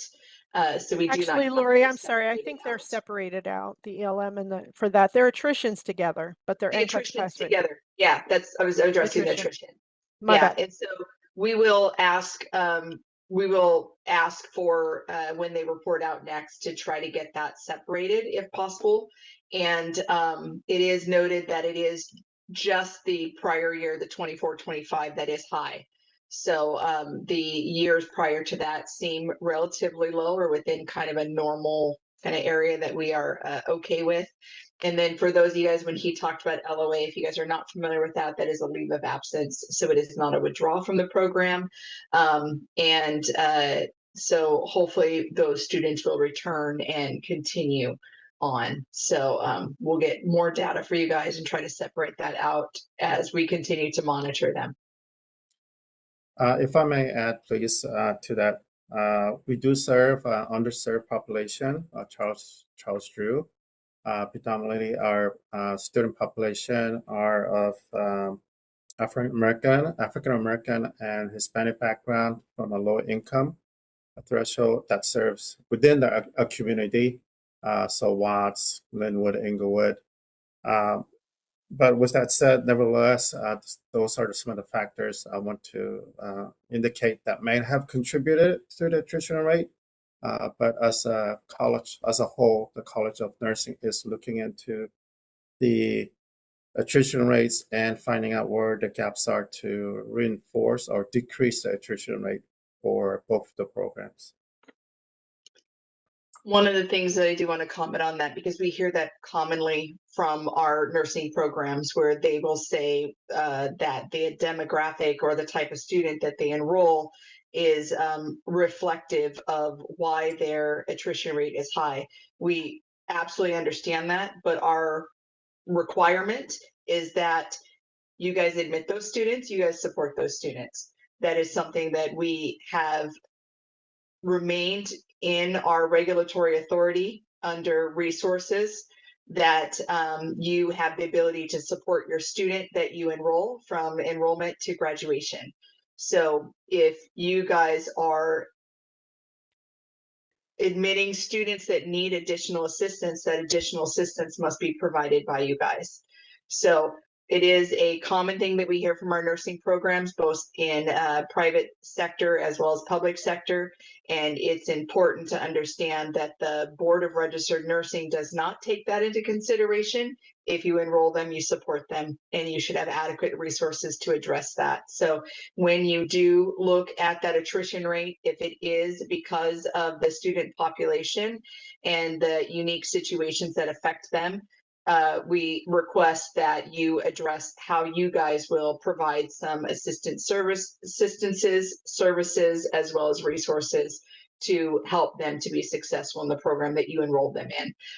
Our role as the public protecting Board of Registered Nursing is to protect the students that enroll into the program and ensure that the program that you guys are offering is something that those students can be successful in. And so that would be our ask to you, is to tell us how you guys would be able to provide the resources to better support them if they are experiencing any kind of extenuating circumstances that may affect their enrollment. Noted. We will continue to monitor, and we also have a Director of Student Success and Affairs that we put in place. So we are hoping to identify the gaps the challenges our students may have, so that we could provide those resources that the students may need. Appreciate that. Thank you.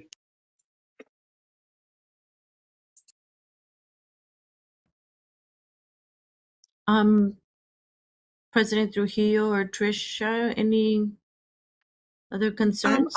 I'm inclined to give them a little bit more time to turn things around. I think they have taken some steps that should result, and maybe we can just keep an eye on them. Okay. So then recommend deferring taking action. Oh, sorry. You'll need to unmute Dolores. Sorry. Thank you for reminding me. Lori, what is the average time do you think it would take to see improvement in their NCLEX scores?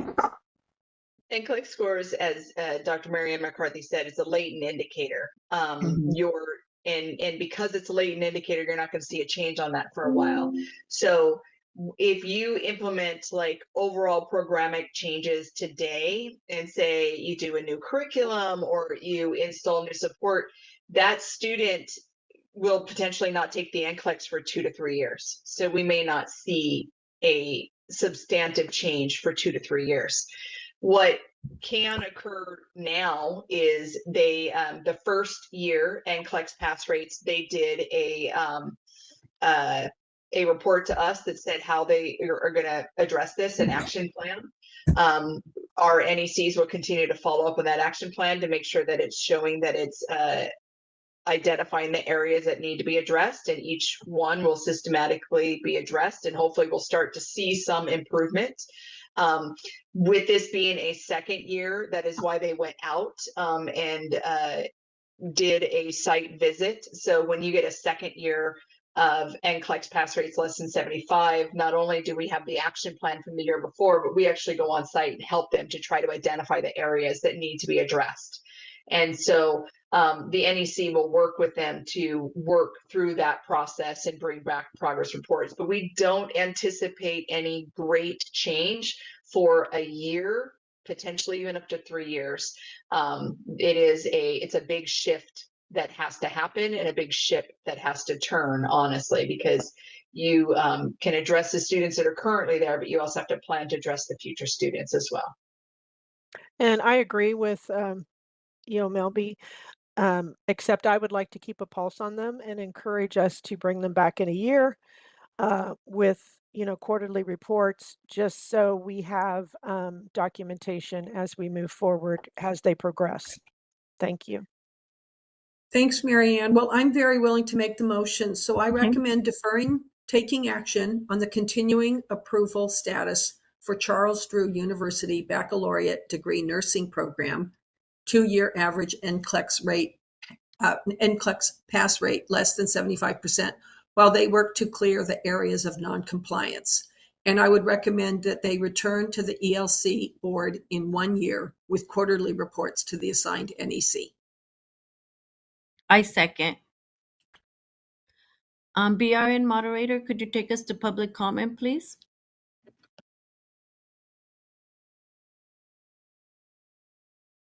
We will be opening for public comment now.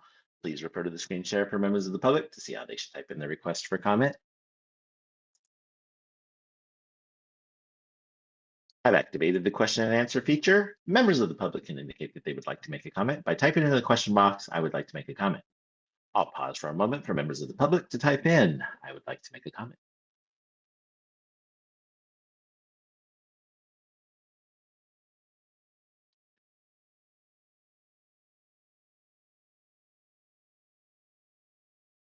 Leah Corcus would like to make a comment. 1 second, please.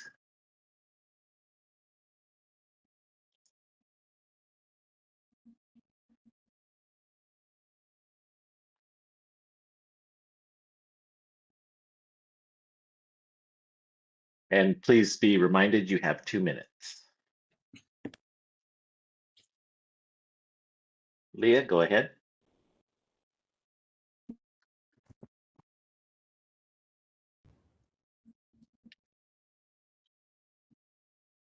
Can you hear me? Leah?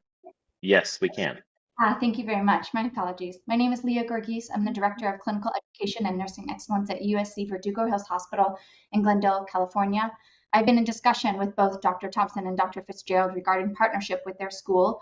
And while I'm aware of the concerns about attrition and NCLEX pass rate, we are still prepared to proceed with partnership with the school and support the preparation of these students. I have worked personally with both of these individuals and other academic institutions, and I'm therefore very confident in their ability to address both the academic outcomes and the social determinants of learning of their students. Thank you. Thank you for your comment. Anitra Williams would like to make a comment. 1 second, please.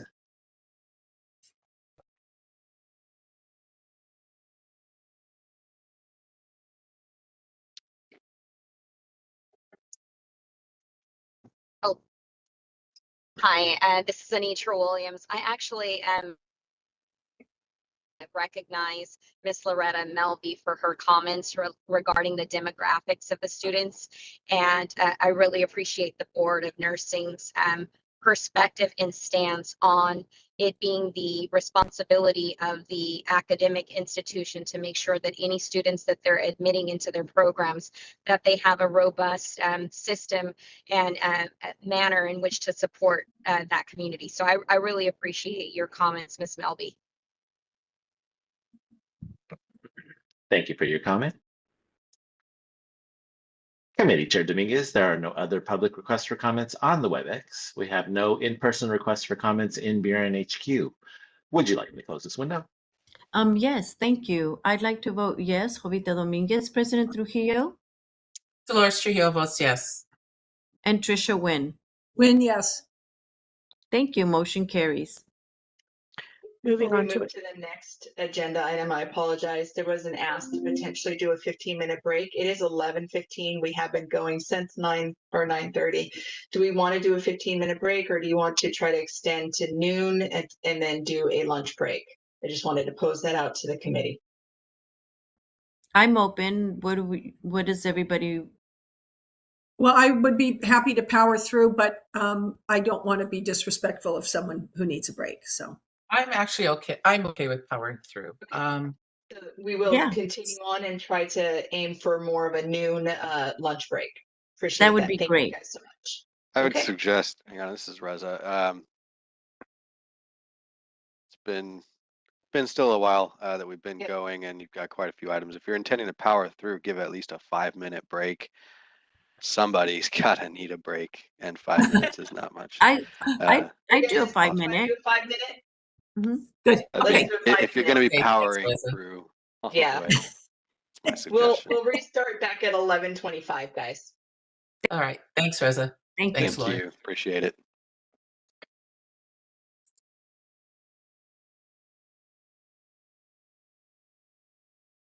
It is 11:25. Jovita? Do we need to do roll call, Lori?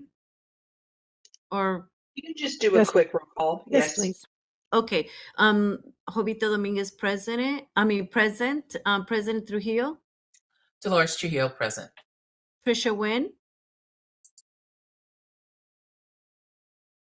She was on mute, but her mouth moved. Oh, sorry, Trisha Wynn present. Sorry. no worries. Dr. McCartney I'm here. and EO Lori Melby. Reza and I are both here. Thank you very much. Let's continue. All right, we're going to continue with 6.3.1. This is the discussion and possible action regarding a request for an enrollment increase for an approved pre-licensure nursing program. The program is San Joaquin Delta College Associate Degree Nursing Program. Information about this program can be found starting on page 71 of your packet. And board moderator, if you would please elevate the presenters on the list for San Joaquin Delta. San Joaquin Delta is requesting an enrollment increase in Region 4. Their current enrollment is 60 traditional students in the fall and 90 in the spring for an annual enrollment of 150 students. The proposed enrollment pattern is 60 traditional in the fall, which will remain unchanged, and 100 students in the spring. This will be an increase of 10 students for an annual enrollment of 160 students. The growth data in that region of number 4 starts on page 73, and the academic collaboration data that they've done for us starts on page 74. They also wrote an executive summary, which is in the materials on page 76, and we have representatives here to answer any of your questions. Thank you.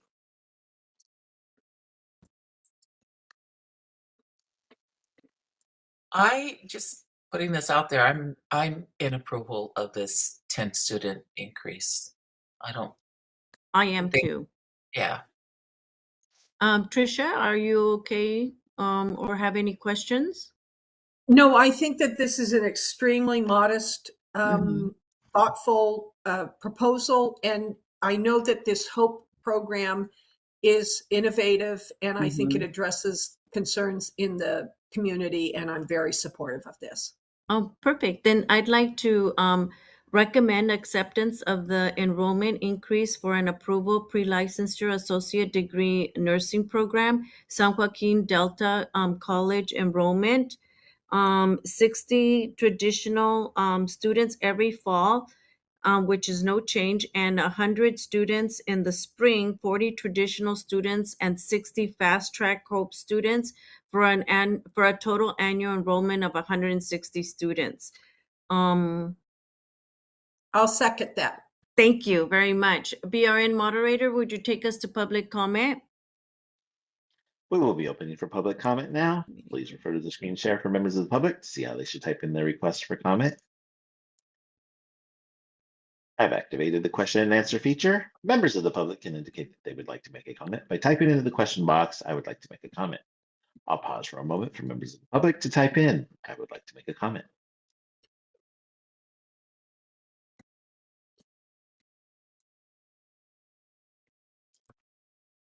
Anitra Williams would like to make a comment. 1 second, please. Please be reminded you will have 2 minutes.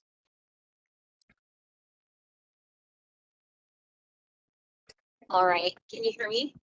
Yes, ma'am. Thank you.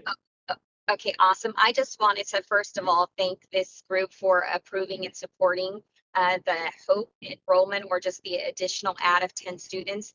My name's Anitra, and I am adjunct faculty with San Joaquin Delta College, but I one of our major hospitals here in the Central Valley, and I want to commend Lisa Lucchesi, Dean Lisa Lucchesi, as well as Dr. Jerry Hanani for their leadership and their attention to the students that we have been admitting into these programs, because they have built in the supportive structure that's needed for some of these students that have more challenges, having the lower GPAs and needing to work full time. So just really want to recognize their leadership. They also make it a point to stay in touch with the nurse executives of the neighboring hospitals to check in to see if there are any concerns that we might have related to their students or their instructors. So again, I enjoy the partnership. I will always support you all. And I want to again thank this group for approving this very necessary increase in enrollment. We are serving our community really well in the Valley because of this program. Thank you. Thank you for your comment. Committee Chair Dominguez, there are no other public requests for comments on the WebEx. We have no in-person requests for comments in BRN HQ. Would you like me to close this window? Yes, thank you. I would like to take it to a vote. Jovita Dominguez votes yes. President Trujillo, Dolores Trujillo votes yes. Trisha Nguyen, Trisha Nguyen, yes. Thank you very much. Agenda item 6.3.2, discussion and possible action regarding a request for an enrollment increase for an approved pre-licensure nursing program. This program is West Coast University Baccalaureate Degree Nursing Program, an enrollment increase on 2 of their campuses, Ontario and Orange County. Excuse me. Information for this program is starting on page 82.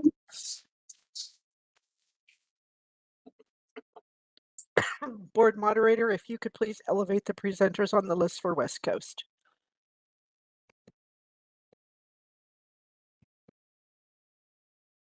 West Coast is requesting an enrollment increase for 2 of their 3 campuses, Ontario in Region 7 and Orange County in Region 9. In the spring of 2024, West Coast had a joint continuing approval visit between the BRN and their accreditation team. And in November of 2024, the board deemed West Coast to be in full compliance. The plan presented by West Coast today is to absorb the requested increase by their current faculty, current clinical facilities, and within their existing campus resources with no impact on communities or academic partners. The enrollment pattern that they currently have is 192 students, 5 times a year per campus. This is 960 students annually. They're proposing the same change on both campuses, both Ontario and Orange County, to go to 202 students, 5 times a year. This is an increase of 10 students per campus per term. which is 1,010 students annually. So for each campus, the overall annual enrollment increase will be 50 students. The Los Angeles campus is going to remain unchanged. They're going to stay at 192 students 5 times a year for 960. Growth data for Region 7 is on page 84, and the growth data for Region 9 is on page 86. This program has written an executive summary, and it starts on page 87 of your packet. Representatives are here to answer your questions. Thank you.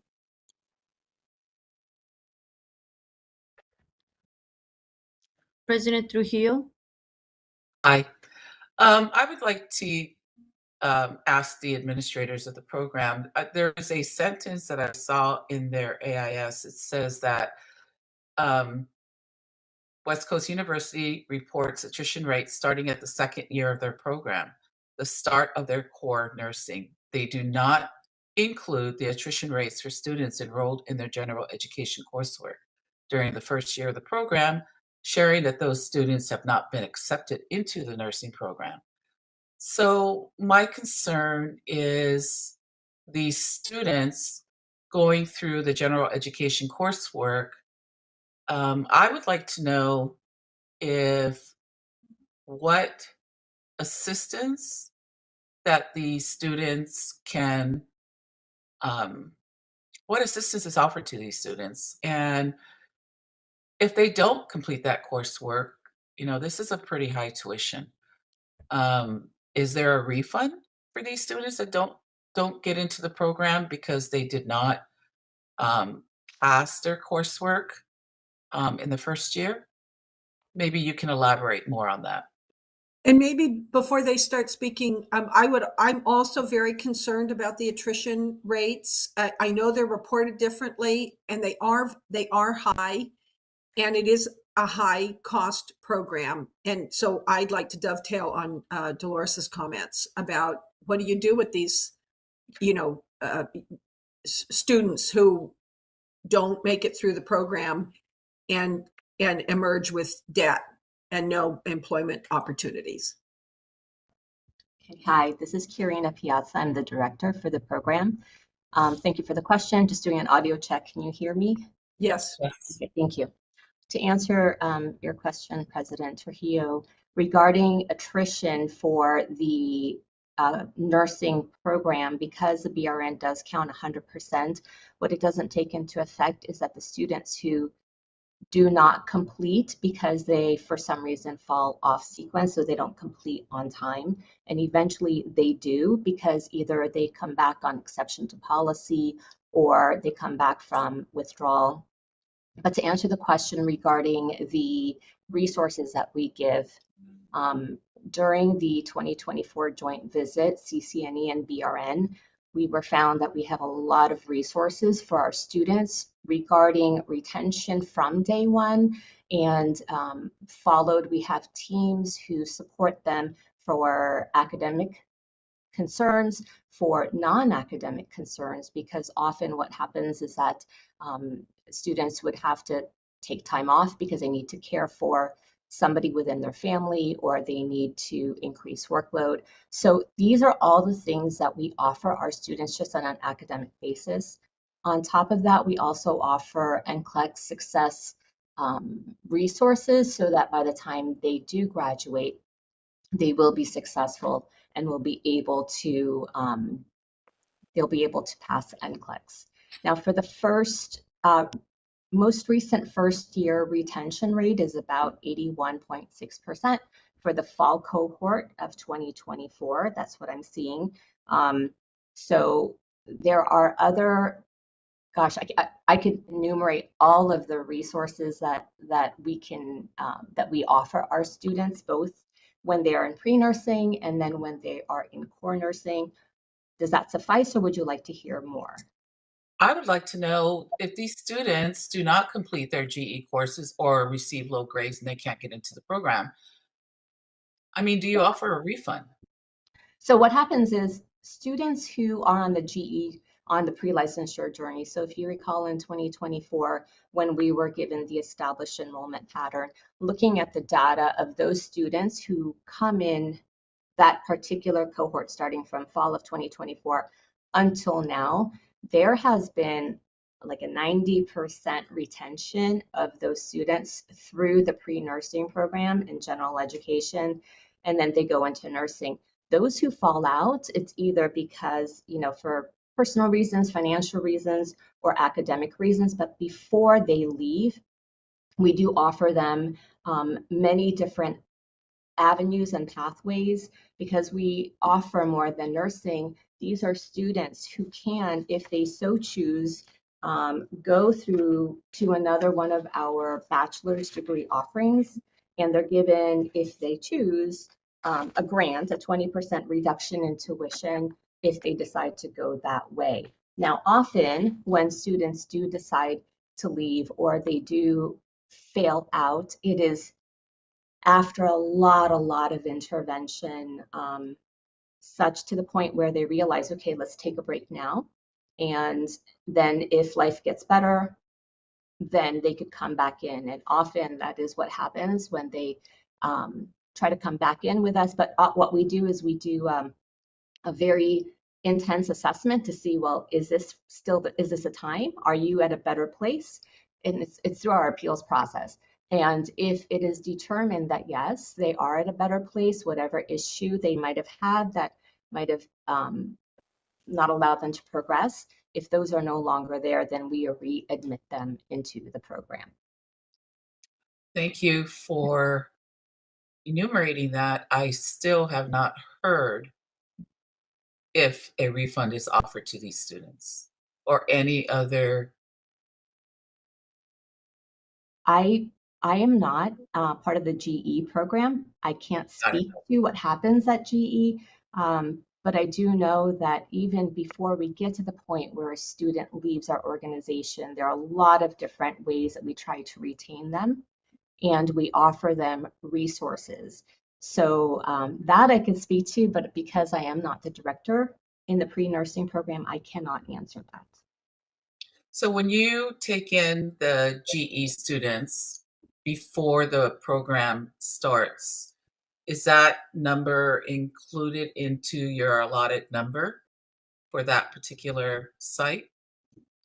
It is not. So when we were granted our enrollment pattern, that was very specific for our nursing program.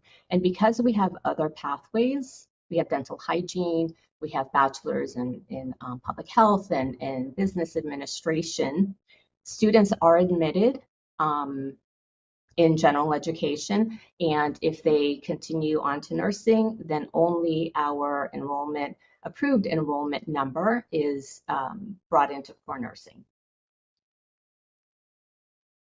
So I'll jump in really quick, Dolores. Thank you. So thank you. West Coast University is a part of a handful of schools that have asked our board to look at the enrollment differently than what we typically do.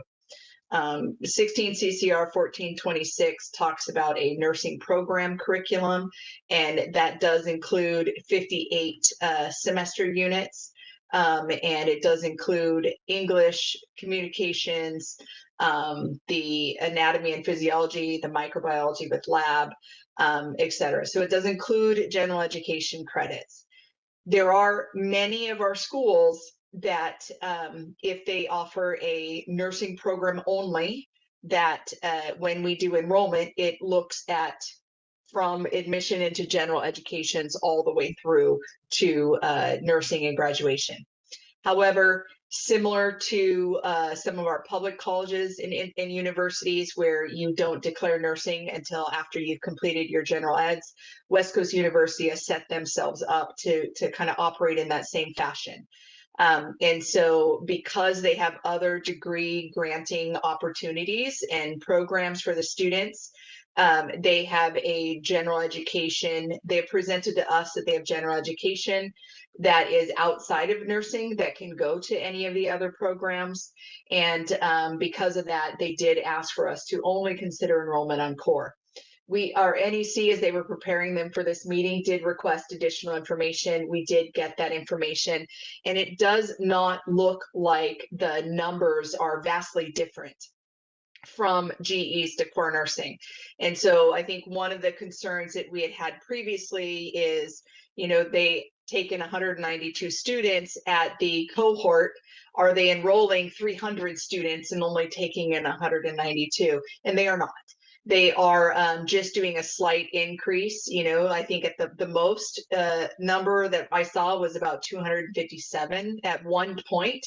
And that was a large number. But that's not their routine.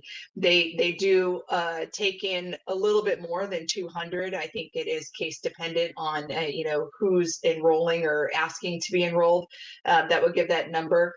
And then they are attempting to accept all of them in at that next cohort. One of the things that their NEC pointed out as well is that if they did not get accepted in at that initial cohort, because West Coast University enrolls so frequently, it is about every 10 weeks, that the student that might if say they have 200 students and we're only accepting in 192 at nursing, those 8 students only have to wait 10 weeks to get into the next cycle. So that's again a minimal amount of time to wait, which is different than a program that may be offered on a traditional semester system where they only enroll fall and spring. So we did take a look at that. We do have the data. Bureau of Private Post-Secondary Education and BRN do receive data from West Coast University. It is reported differently to each entity. Bureau of Private Post-Secondary Education follows Title IV, and Title IV, they count 150% for completion rates from enrollment to graduation, where BRN is 100% on time. We don't give them an extra 50% on the data that we do. So ours are a bit more stringent than BPPE, but the Ontario campus for BPPE on time completion looks like it's about 78%, and 150% is 82, well within normal requirements. The Orange County is 80% for on time completion and 83% for the time and a half. And so those there, and that's from GE2 graduation. So that is inclusive of all members. We did ask for that data just to make sure that we were not missing anything when we took that into consideration. That is different than what is reported on the AIS because our NEC did ask for additional data so that we can have that available if this question did come up. So the data is not terrible. It does show that they have thought about that and the support is there, and that the students are not necessarily failing out in GEs and not making it into nursing, that the trend is that it is successful. The other thing to point out is that they did share data with us when the NEC was collecting the data, that they do have a very small percent that actually choose to continue with nursing. And I think one of the things that Kiarina, and please correct me if I'm wrong, was alluding to is that these students do want to get into nursing, and they've probably exhausted themselves trying to get into nursing, to obtain the higher GPA, to get the higher science grades. And by the time that they've kind of completed the GEs and has not been successful, they may not choose to go to nursing, or they may not choose that pathway. And that is something that is seen in our private as well as our public institutions, that is not an abnormal thing. Lori? And so it does look like the data does support that, that the GEs are being treated fairly, even though they're not being counted into the core nursing. Marianne. I just want to clarify that the 5% is for students who have chosen to go to another bachelor's at West Coast. Yeah. I think what Lori is saying is that students come in wanting to go to nursing, and so they're going to do anything they can to remediate or wait a little while or do whatever to stay in nursing, as opposed to go to one of the other 4 bachelor's changes. So they don't change their major, they just stick with it. So the 5% is a low number for people going to other majors at West Coast. But I agree. I think it's dedication to nursing. Most nursing students who decide to go to nursing, that's what they want to do. Thank you. So they may take the coursework that West Coast University offers and transfer it into another nursing program if they're not accepted into West Coast's nursing program. Thank you. I just have one more quick question.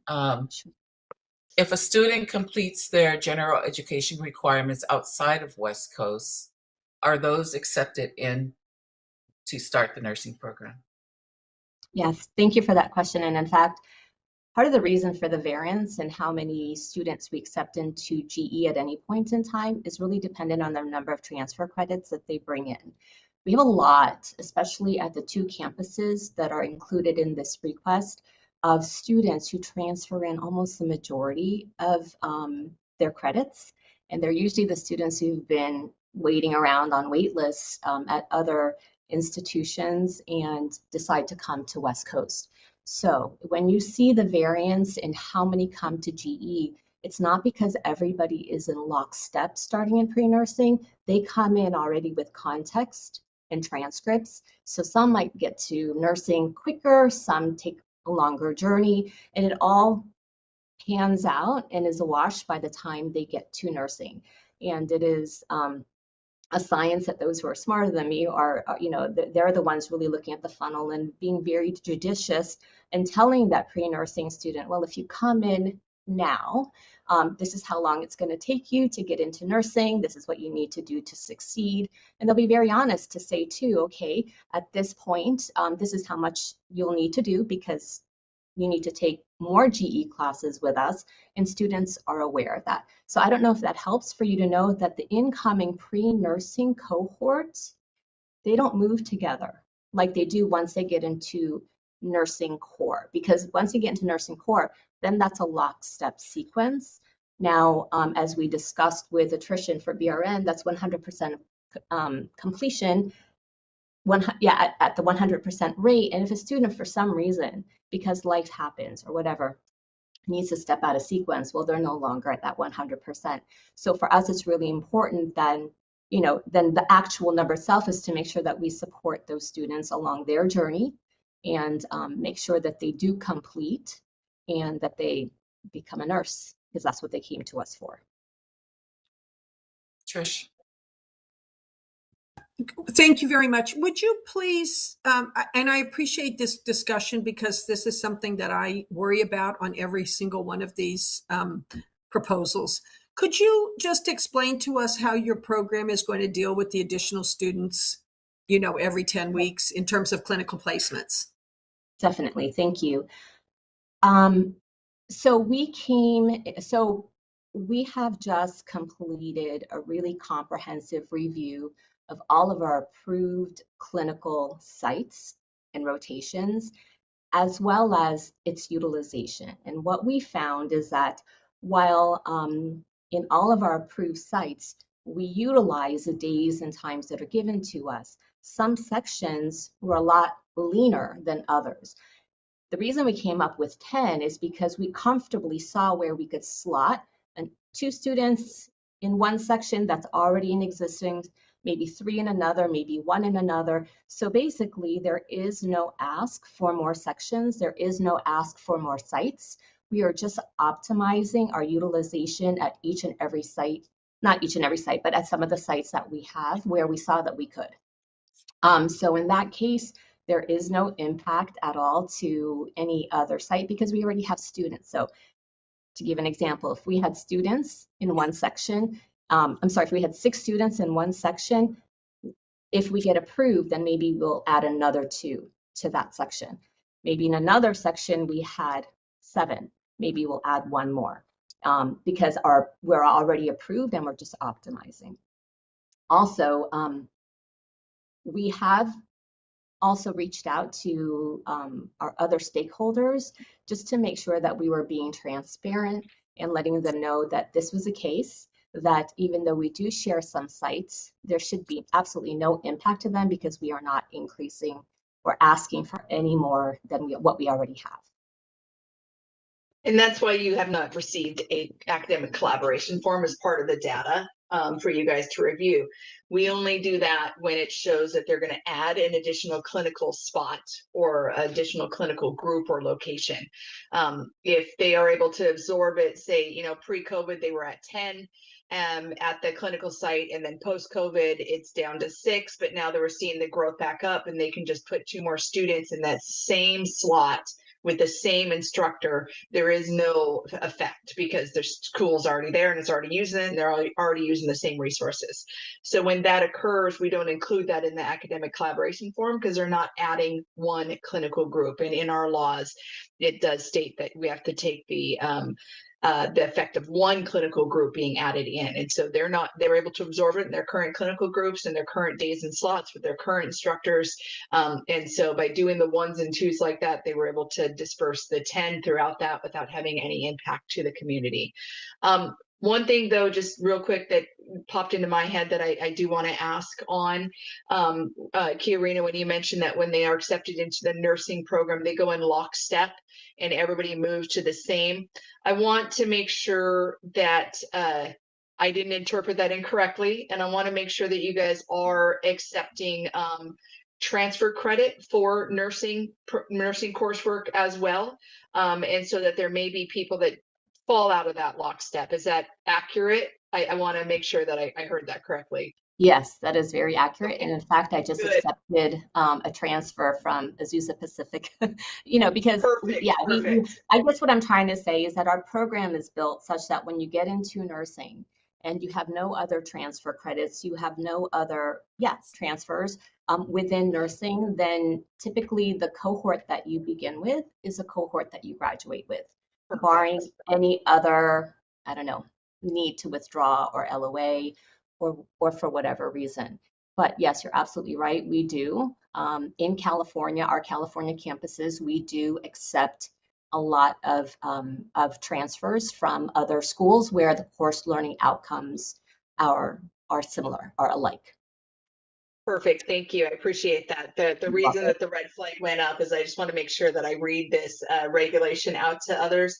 Just for everybody on this call, this is not targeted at West Coast, but when the hairs on the back of my neck went up, I want to just provide some education. 16 CCR 1423.1 says grounds for denial or removal of board approval. And it says the board shall deny approval and shall remove approval of a pre-licensed nursing program that A, fails to provide evidence of granting credit in the field of nursing for previous education, including military education experience through an established policy and procedure to evaluate and grant credit. So when you said they go through lockstep, I was like, oh God, please don't tell me you're in violation of this one. Because there are some programs that do not understand, and I'm not saying this is West Coast, that they are only accepting GE transfer credits and they're not evaluating and accepting transfer credit for nursing. So thank you guys for being in compliance with that. Thank you guys for doing the right thing with that. And I just wanted to take that moment to anybody that's on the call that is from another pre-licensure nursing program. Please make sure you're evaluating nursing transfer credit and accepting students into your nursing program and giving them credit for the coursework that they deserve to have credit for. If not, it comes to us as a complaint. We will have to investigate and we'll have to make a path forward on that. Thank you. Thank you, Loretta, for pointing that out, because I want to get on the record that we absolutely do accept transfer credits from other nursing programs when warranted. Yes, absolutely. Perfect. Thank you.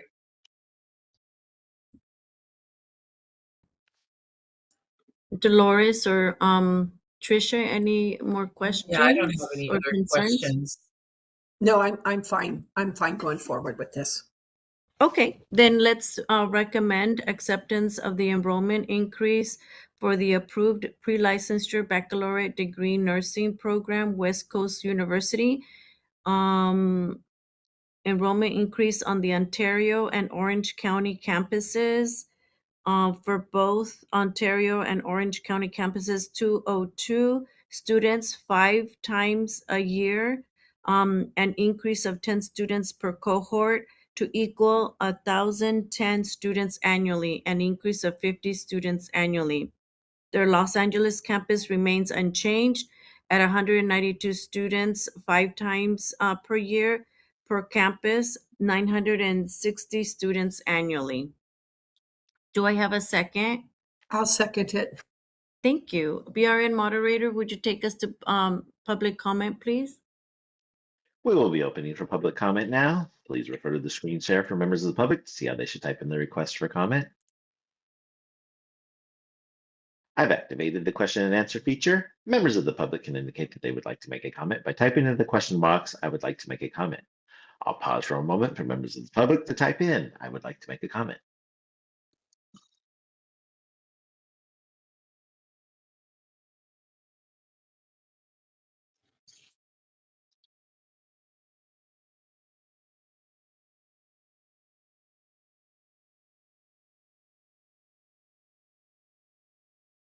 Committee Chair Dominguez, there are no public requests for comments on the WebEx. We have no in-person requests for comments in BRNHQ. Would you like me to close this window?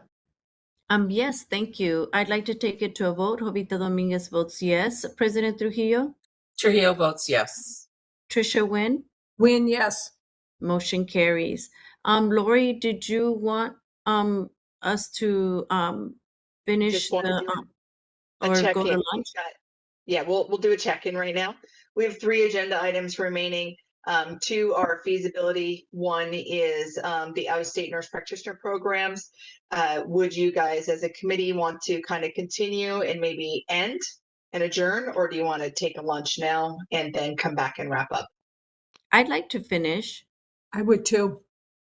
Okay, so we'll move on to 6.4. Thank you. Okay, agenda item 6.4.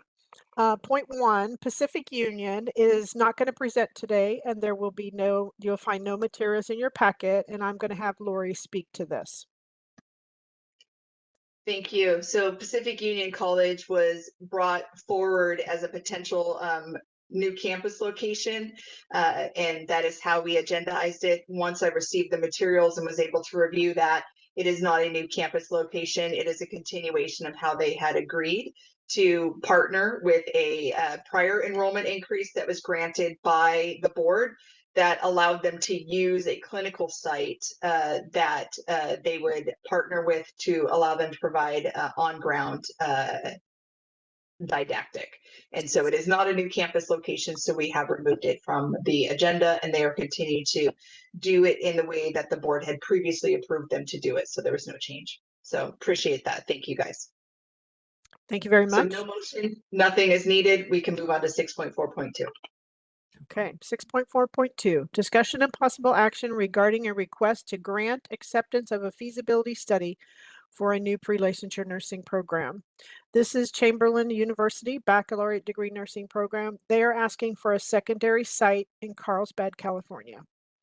Information on this program can be found starting on page 94 in your materials packet. Board moderator, if you would please elevate presenters on the list for Chamberlain.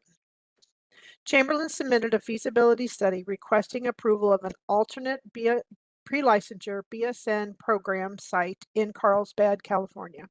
This is in San Diego, Region 10, southern border. The enrollment request is for this alternate campus is 40 students 3 times a year for an annual enrollment of 120 students.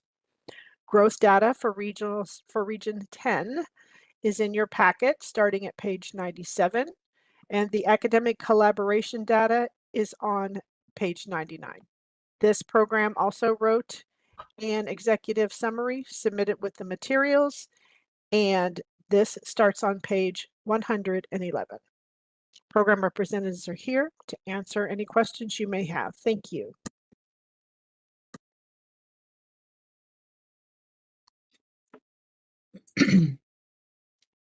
I would like to ask a question. Yes. For the program administrators. My concern is clinical sites in this area, and have you established your OB and pediatric sites for clinics or clinical instruction? Casey and Amy, are you able to unmute and come on? Oh, hello. Hi. Thank you. Can you hear me okay? Yes, I ma'am. can hear you. Okay, perfect. Thank you for the opportunity. Yes, we have established our OB sites in the area. And sorry, my page is a little small here. We have OB sites in Paradise Valley Hospital as well as Community Hospital of San Bernardino. Paradise Valley Hospital does not have an OB. Okay. Oh, maybe I'm looking at the wrong page here. Ami, do I you? can jump in. Thank Glendale you. Memorial Hospital is one of our OB partners, Glendale. as well as Community Hospital San Bernardino. And we're currently continuing our outreach with additional partners to secure some additional EDP IO1s to further support our maternal, child, and pediatric sites. In terms of pediatrics, we are partnered with Maxim Healthcare, as well as Community Hospital of San Bernardino and Del Amo Behavioral Health System. Wow, you're in Carlsbad, but you're looking at Glendale. That's quite a commute for the students. That's a great comment. It is, and we do map out our clinical sites to our prospective clinical or our campus location. And what we've found just across the country with our existing campuses, not only in California, but other states as well, is we service a non-traditional student body. So most of our students are commuter students that are traveling over 50 miles to come to our campuses for their clinical learning. And so what we do intentionally is develop clinical sites in areas that we are anticipating clinical students may be coming from, so that when they do get to those clinical rotations, they're able to complete them in their own communities. And does this extend to every student in your program? Because I find it hard to believe that if you're using sites in Glendale, that all of your students in this Carlsbad University is all from Glendale. Absolutely. That's a great comment. We have a team of clinical development specialists so we've started this activity. It does not stop, even with our existing campuses. So we always have a team of clinical development specialists that are working in lockstep with our clinical coordination specialists to ensure that we're understanding where are the future projections of our students coming from when they hit nursing core courses. And then we align our strategy in terms of developing additional partnerships accordingly. So we do that on a consistent basis as we evolve with our nursing program and our student enrollments. Are you concerned about fatigue in these students traveling to these clinical areas that are they beyond 50 miles for them to travel to? I would be concerned with fatigue, and that part plays a part in their success of the program. So where is your PD site? Our pediatric sites? Yes. Absolutely. So we have Maxim Home Healthcare. So those are distributed across the Southern California area, and we would align those experiences with where the students are coming from in terms of the regional offices. In addition to that, we have Community Hospital of San Bernardino and Del Amo Behavioral Health System. And those are between 40 to 60 miles. Those two are from the existing campus location. However, this is an area that, along with maternal health. Oh, I'm sorry. I want to jump in really quick. You guys are talking about pediatric behavioral health, and I want to make sure that it's very clear. Yeah, I heard that. Pediatric behavioral health does not count towards pediatric clinicals. The pediatric behavioral health would be counted towards the psychiatric aspect because that is, of course, all ages.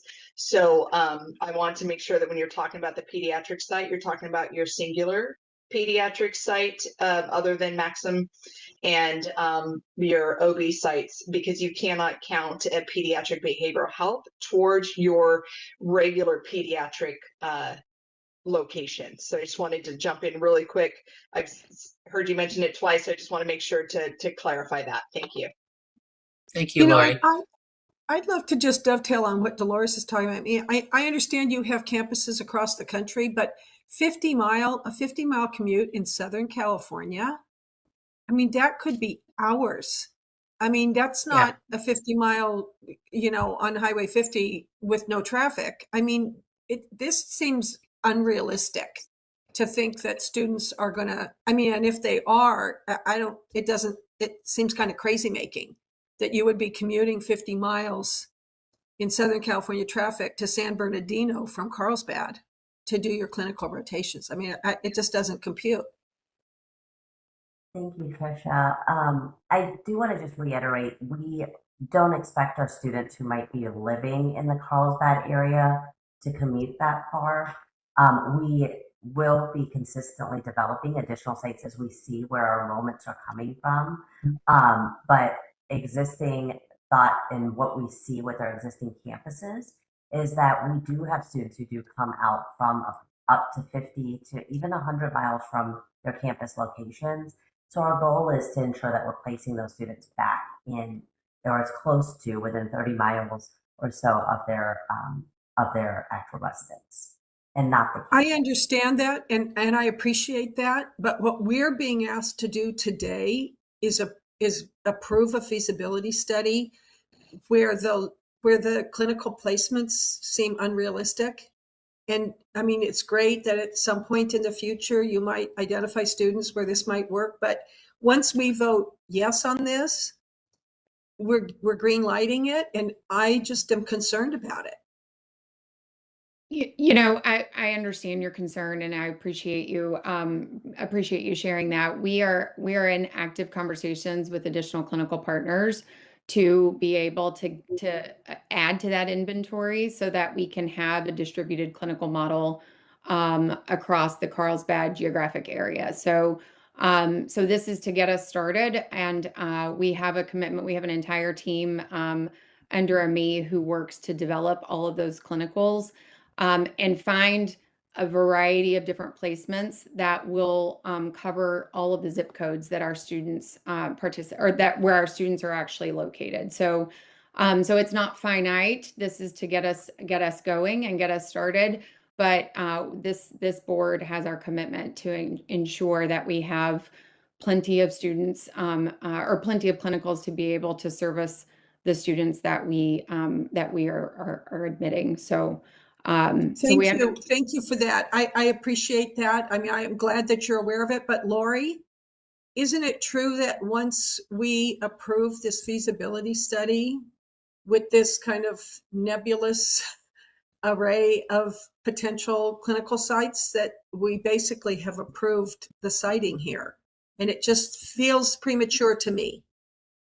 That is accurate. And so when we bring a program forward for approval for feasibility, one of the requirements in the ADP IL1 says that they have the clinical resources. And so the statement here says evidence of availability of clinical placements for students of the proposed program, and then we have them include the list. And so with that, they do have the academic collaboration form. It is clear that they do have some clinical placements. The concern that I want to make sure that I'm accurately reflecting on that the board members have raised here is, although it looks like you have the adequate amount to support your enrollment that you're asking for in this location for medical and surgical and potentially even psychiatric, you do not have the support for OB or PEDS unless you go outside of the area. In San Diego, that is something that is concerning, because in front of our board, historically, pediatric and OB sites in San Diego has been a very difficult item to obtain. We had a program that was approved there historically. It was Brandman and then became UMass. And when they were in that area, they actually had to stop that area and do a teach out because they were not able to have the adequate resources to continue.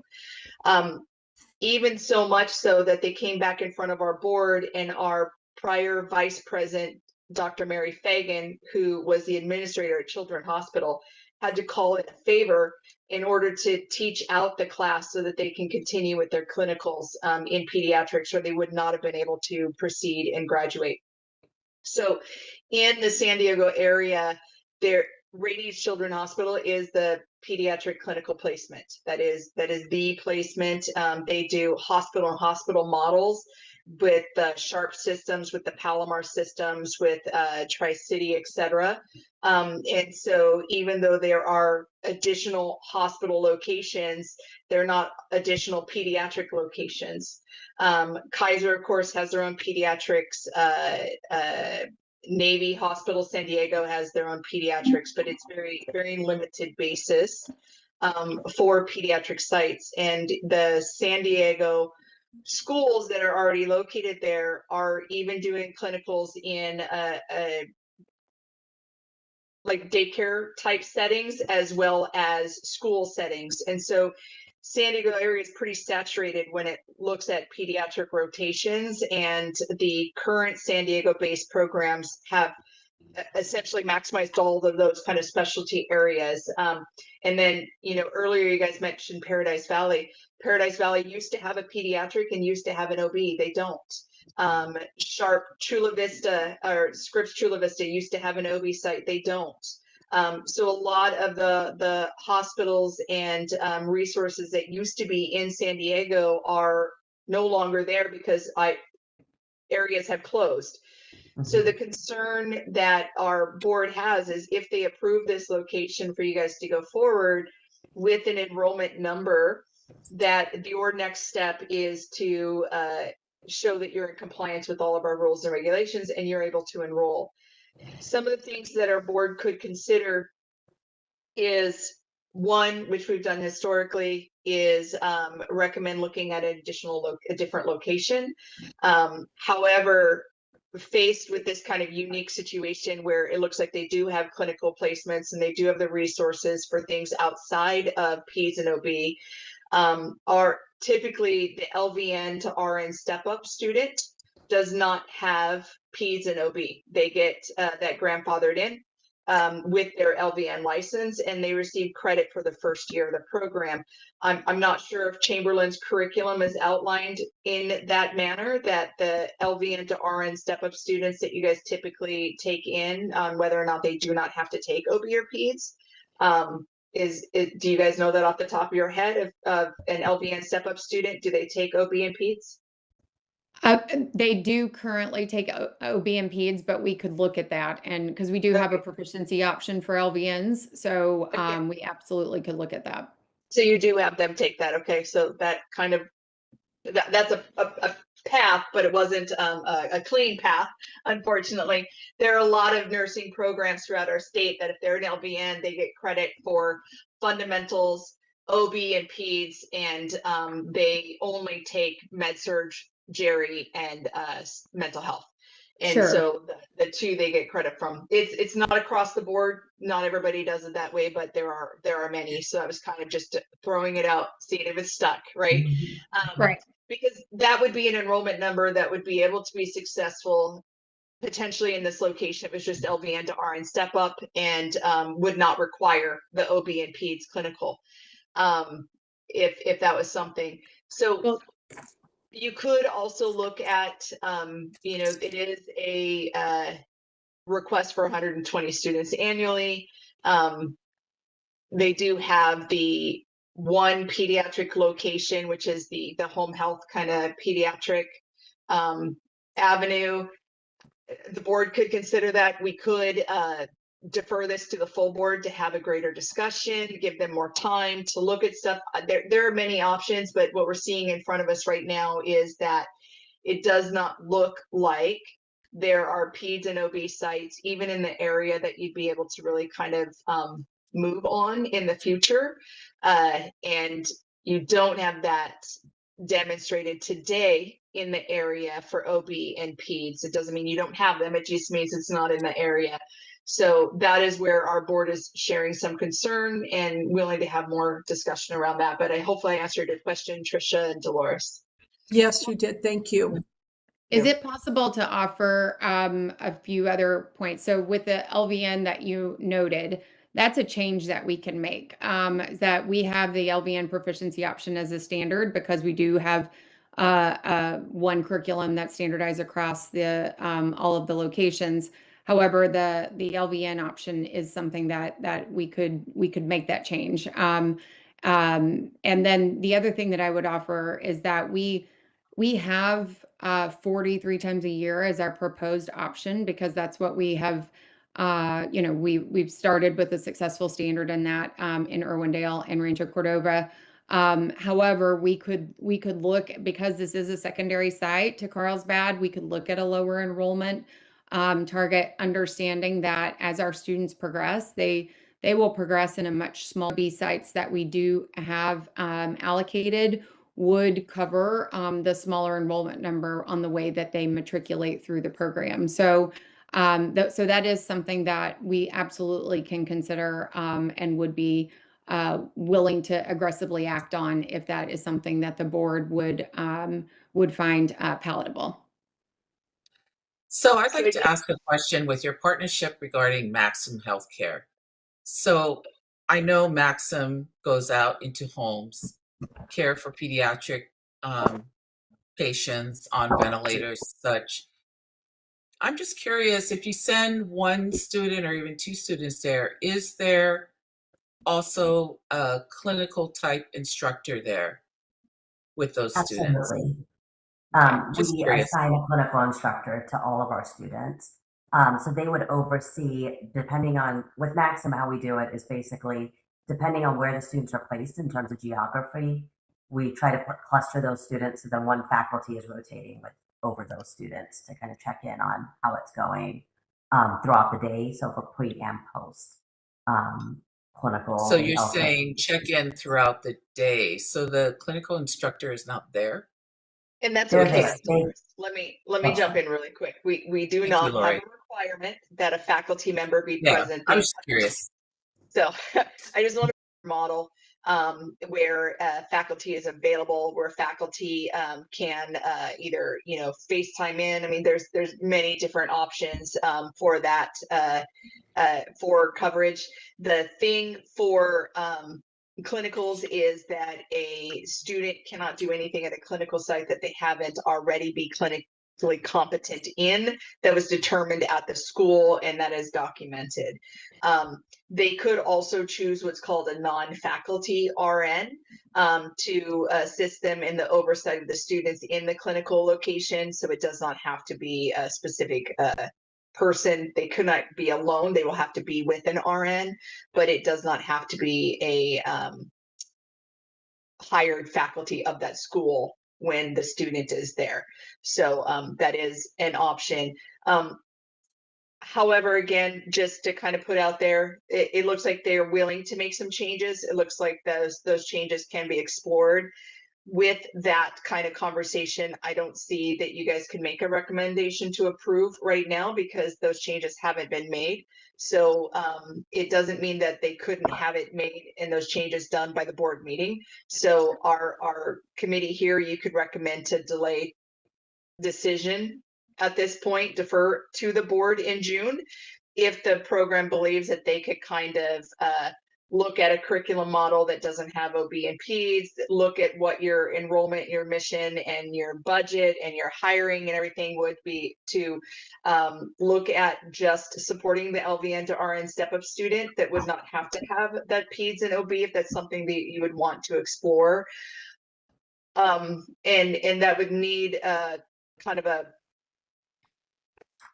rewrite of certain areas of the feasibility that was presented to us, because if the feasibility as presented to us right now talks about a generic program, it talks about faculty hiring and budget and everything to support a generic program.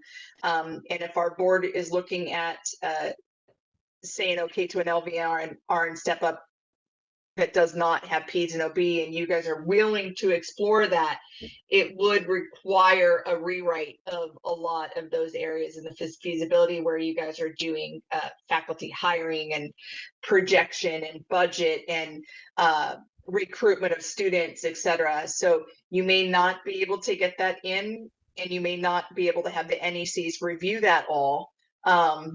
Really looking at my NEC caseload here and their time, they may not be able to get that done in time for materials posting for our June meeting. So it may have to be deferred out to the August, September, in order to give, if you guys are exploring changing and looking at an LVN to RN, not having a PEDS and OB rotation in the Carlsbad location, you would have to give my NECs times to do that. And so if that is something you guys are considering, it would not be a June turnaround to the board. It would have to be extended out to at least the August, September board. So again, you guys have not made a commitment. I'm just throwing it out there that if that is something you are exploring, I do need to take my NECs into consideration and give them time, because you will have to do a rewrite of some of the sections of the feasibility to adjust to that kind of enrollment and curricular and hiring process for that specific type of program to be offered. Yeah, thank you. If it's okay to respond, is that okay?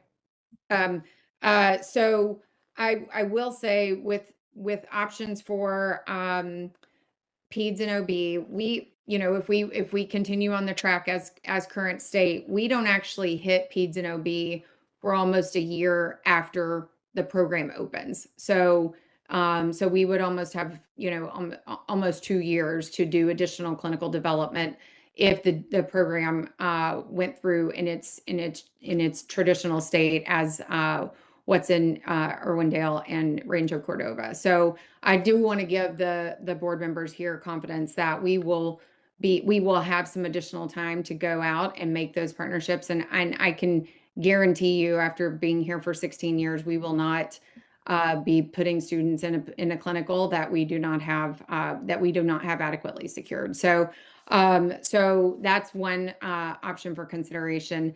On the other side, on the LVN option, we already have that proficiency option in place for students to go from an LVN to BSN proficiency option. So I actually think that we could move, and because we have an established presence in the state that's been successful, you know, I think we could actually move pretty quickly in being able to make the necessary changes both to the program and to get things rewritten to have that option for a June review, if that's something that the board would consider. I do understand that you're taking in the holistic bandwidth of everyone. So, but from our side, I think we could move very quickly in trying to address that, in addition to making sure that students who are, practicing nurses that are LVNs have an option to get into a nursing program. And I know those are fairly limited options in many areas. So, so just two considerations for you to think about.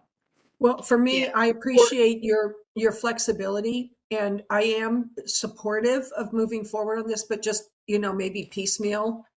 So if there was a way to move a smaller proposal forward and get it on the June agenda, keeping in mind that I want to be very respectful of staff, you know, I would be supportive of that. If they move to the LVN step up, we could not get that onto the June. It would require rewrite of the feasibility in many sections to address that. And the fastest turnaround time for my NECs would be 4 weeks. That there's no way that they could return anything sooner. And we have at least a 2-week posting deadline, which means that it has to get through me and legal a week or two prior to that. So we're looking at 8 weeks for any kind of rewrite to occur, which is why we would have to punt that to the August, September board. It would go back to August ELC and September board if you were to consider a program kind of restructuring rewrite. Knowing that you guys have that in place, I completely understand that. Knowing that that's a process that you guys could adopt, I completely understand that. But it does require going back in and touching on the EDP IL1 in multiple areas You guys would rewrite that maybe in a week or so, but then it does go into the normal workload for the NEC, and they are granted at least 4 weeks to review that. And I say at least because sometimes as questions arise, they may have to ask for additional information, and that extends it out. So I can't determine that as that has not been done. So logically, if you're looking at an LVN to RN step up only, the earliest you guys could be back on the agenda would be August, September. If the board is considering granting a generic traditional process and not requiring them to go to an LVN to RN, and you want to consider just dropping the enrollment, that is something that we can look at now today, because that is the review that was done for now and today. However, what was of great concern that our board members did bring up is that there really isn't adequate PEDS or OB sites in this geographic area to support the enrollment that is presented. They are looking at decreasing that. However, even with the decrease, there is a singular home health pediatric location that is central to the campus location. And there is not an OB and there is not any other type of pediatric that is central to the campus location. Typically, and I know you guys said that you guys are looking at the student and where they're traveling in from, and that they're typically traveling in to that campus versus traveling into clinicals. That is not the data that we typically see.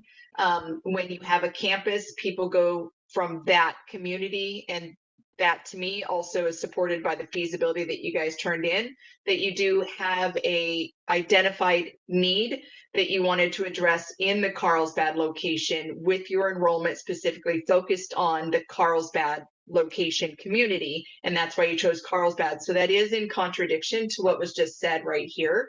Is so if you are focusing on a enrollment Diego-based residents, you would have that expectation to be able to provide resources to that location and not just target outside, or else you'd just be looking at doing an enrollment increase in your LA-based campus and not a new campus location down here. So I want to make sure that what has been said here from the academic partner here, that is you're trying to go to where your students are. I hear that. That's not in alignment with what was turned in with your feasibility, where you were specifically looking at Carlsbad as the need for that, serving that community.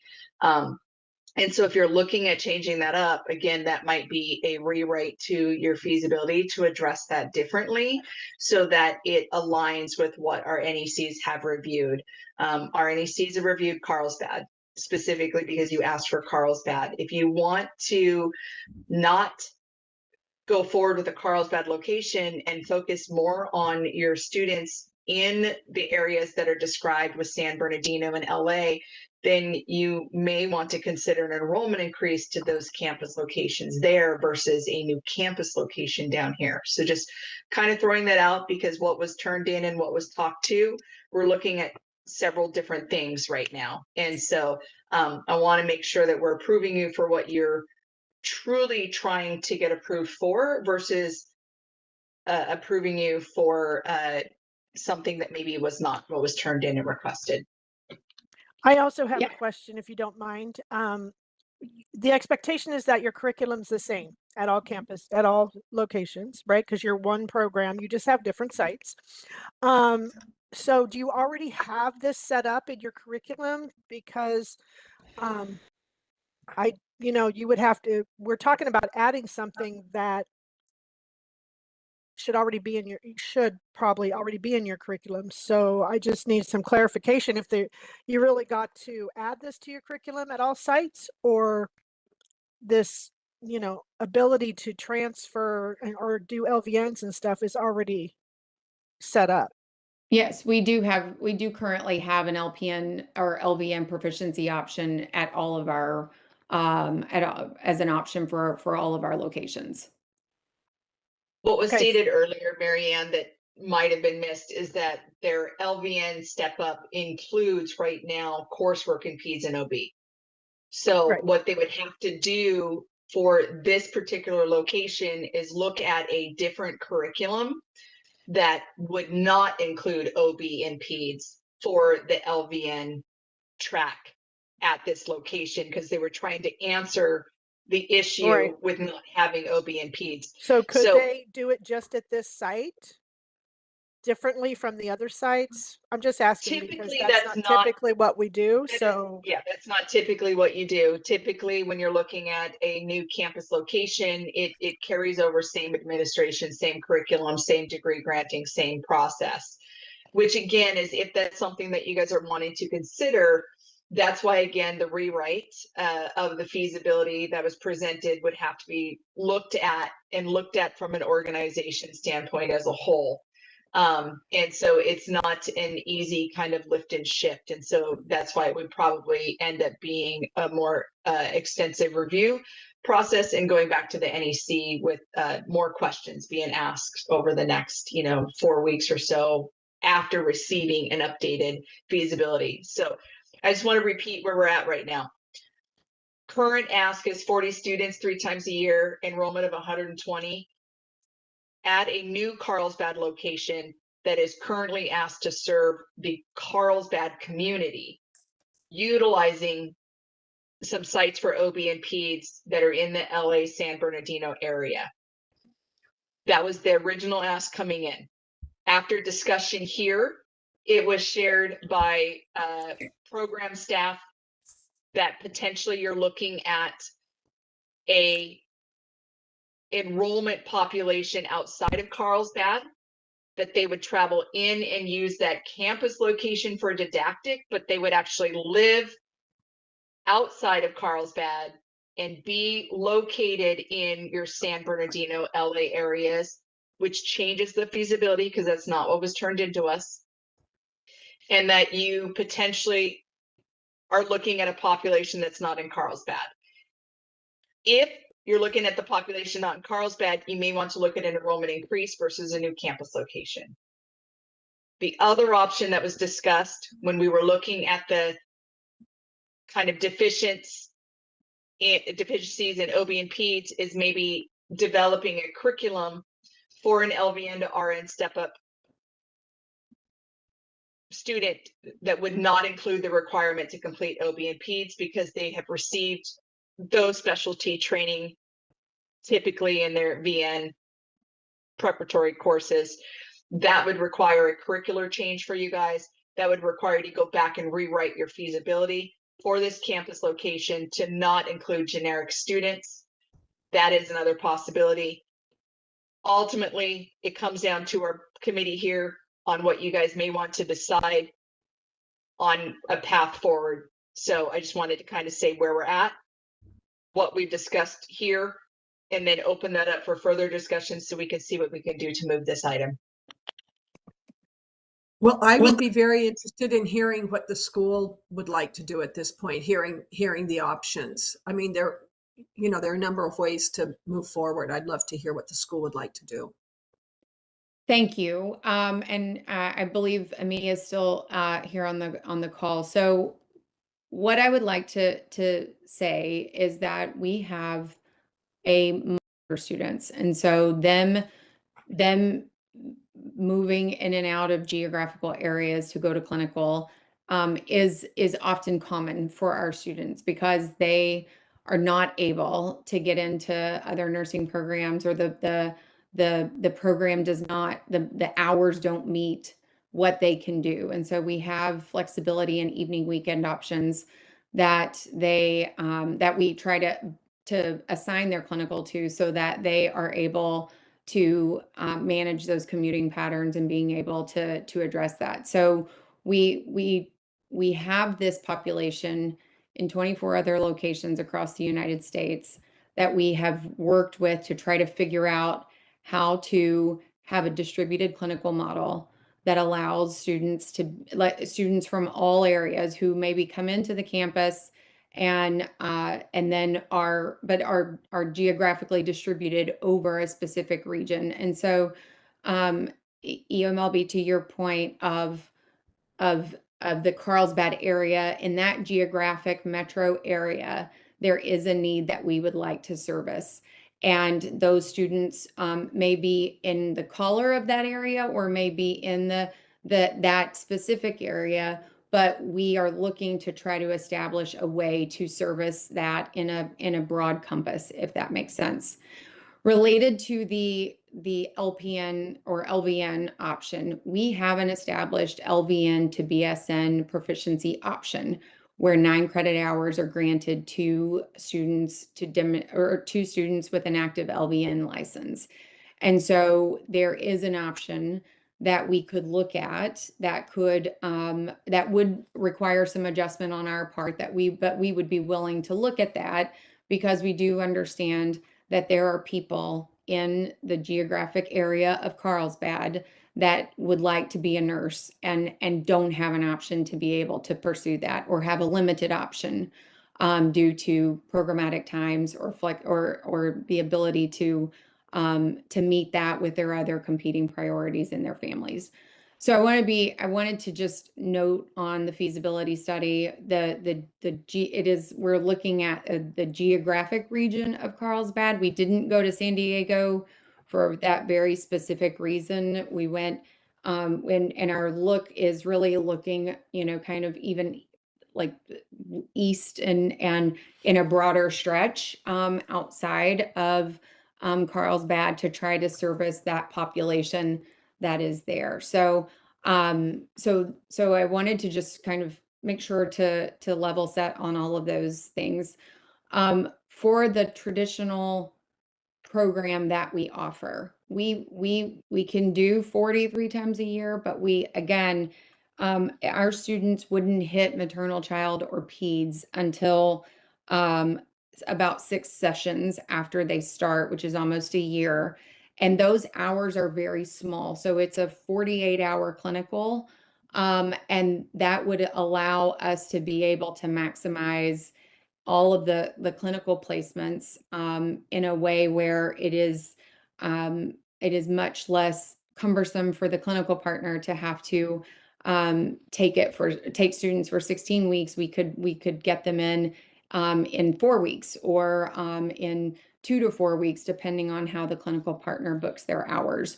So if we have a lower enrollment, just based on, and forgive me for being able to, I need new reading glasses, it appears. As we look at the numbers of placements, we would have anywhere from 6 to 10 students in our first couple of sessions that would be taking those specialty courses. And that would, being able to have those smaller numbers, we would regulate ourselves in making sure that we did not overcommit the clinical placement or the numbers of students to the allocated clinical placements that we have. So I wanted to address the couple of things that were noted, as well as to note to the board that we would be willing to drop the numbers down to 23 times a year or 33 times a year, so that we can regulate ourselves in managing how those students progress through the curriculum. Well, I mean, speaking for myself, I think 23 times a year, which would buy you some time to make sure that you have the placements that are realistic and that are not, detrimentally affecting other students in the vicinity, would kind of give me the comfort level to support this. But I would love to hear what my other committee members think. I'm just curious, instead of this new campus, why you don't grow your Irwindale campus, since it seems like that's where some of these clinical placements are. We did have an enrollment increase to Irwindale, and again, we're being very intentional about how we grow that location, recognizing that we're trying to just be methodical about how we go about that. And we'd like to service students that are out in kind of another geographic region to be able to increase access in those areas. I mean, for me right now, I am in favor of deferring this until possibly board. And this is not a motion. I'm just giving you what I'm thinking at this moment after hearing everything you've said. I realize that you state that you are at least a year out for your OB and your PD rotations. But I feel like as students first entering this program, that should be cemented. Okay. I am concerned about also the welfare of the students making that commute. I realize you stated that this is common among your other school sites, that the students do commute.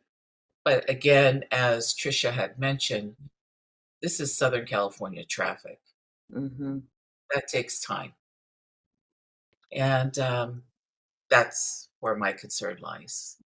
Yes, ma'am. And we would be willing to, I'm saying this with all seriousness, we would be willing to help those students with commuting and providing them options for commuting. We would also manage their schedule on the days after their clinical so that we could, so they may have a later start date on their class or something to that effect to try to make sure that they have the rest that they need to be successful.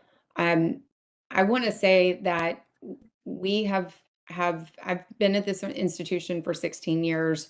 The reason that I stay here is because we have a commitment to students and a commitment to provide access to students. And so many of our students have been told, you can't do this, you can't do this now, it's not for you. And we really are trying to figure out a way. We have story after story of students having been told no, that we gave an option and we gave them a chance, and they're out practicing as nurses now. And so I just would implore this board to understand that we are really trying to increase access and really advance our access mission. And so we are willing to help students with commuting. We are willing to adjust the schedule. We are willing to figure out where and how we can place our students to be able to keep them close to home where we can, and have them, and manage their commute in ways that, that make sense for them. Okay. Are you So we ready have to the make a motion? Yeah, if we can get a motion deferring to the board, that's totally fine. This conversation can continue. It doesn't delay that if you guys go to the June board, it's where you would go anyways. So I don't want you guys to look at it as a delay, but maybe a way to get additional information to address any concerns that our board members have brought up here today. I'm sorry, could I ask one more, or could I offer one more?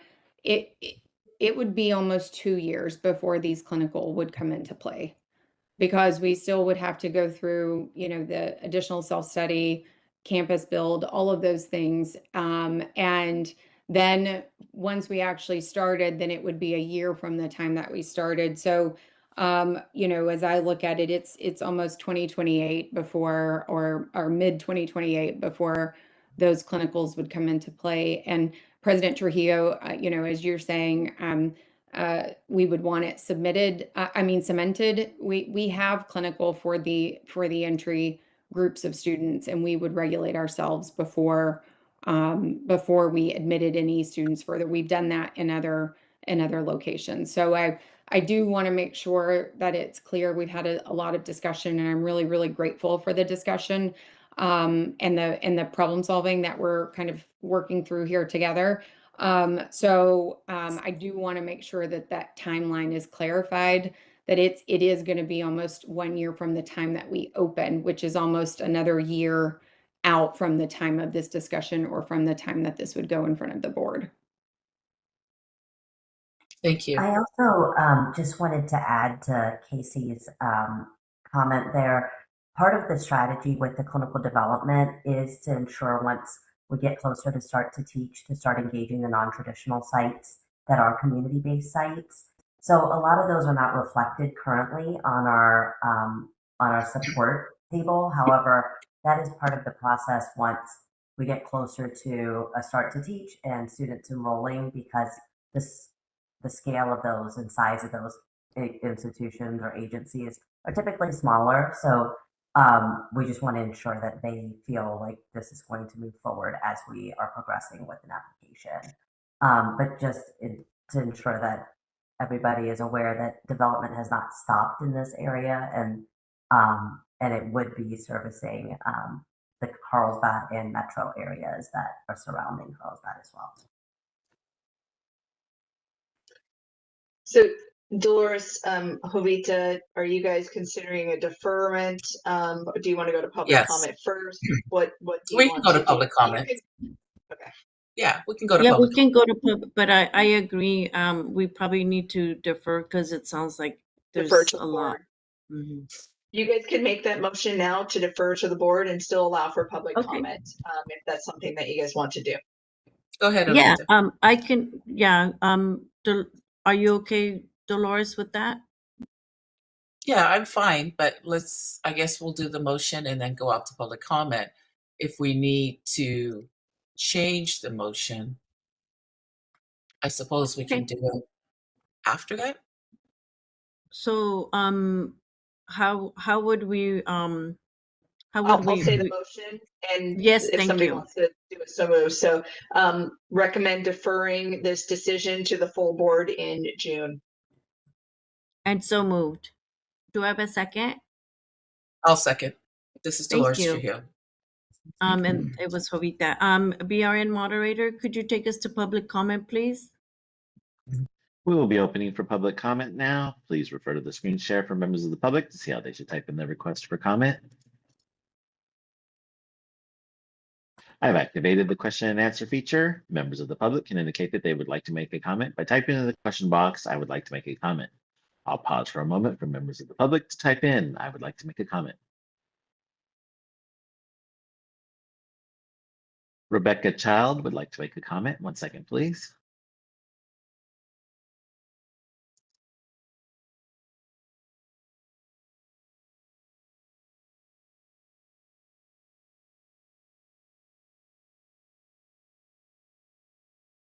Rebecca, on your screen, if you have multiple windows open, it's a small window and it'll have a There we button go. that says Got it. unmute. Thank There you. you go. Thank Thank you. you so much. Yeah, it's true. There were multiple screens. Hi, I'm Rebecca Child. I'm the program director for Cal State University Northridge, and I, try to come to all of these meetings. I'm a little bit worried about a new program, especially if they're going to be using sites like they said in Glendale, because that impacts a lot of community colleges and CSUs and UCs.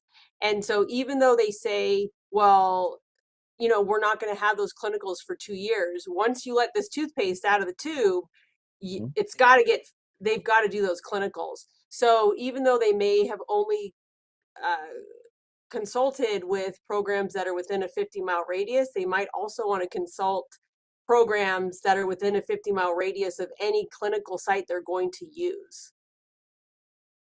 Because Glendale is very close to a lot of other programs. So thank you for your time. That's all I have to say. Thank you for your comment.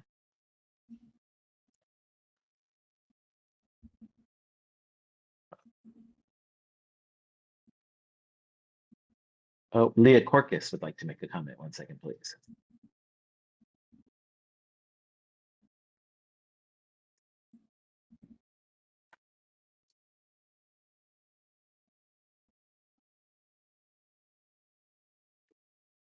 Leah, if you have multiple windows open, there's a small window that you have to click unmute me.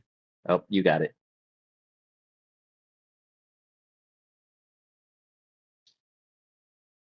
Are you there? Leah, are you able? There you go. There you go. Thank you. I'm sorry about that. I respect the conversation that had happened today, and I appreciate the comments of Cal State Northridge and that of the board. I do want to point out that I know that this board really does monitor attrition closely. And so while this has been deferred, I know that this board will continue to monitor the attrition of these students. And I know that Chamberlain has really demonstrated itself as a well-established institution with which has strong standards and strong structures. So I am confident that what Casey had mentioned about the support and the ability for them to be flexible, they will be able to follow through with that. So thank you for this conversation. Thank you for your comment. Indiana McClellan would like to make a comment. 1 second, please.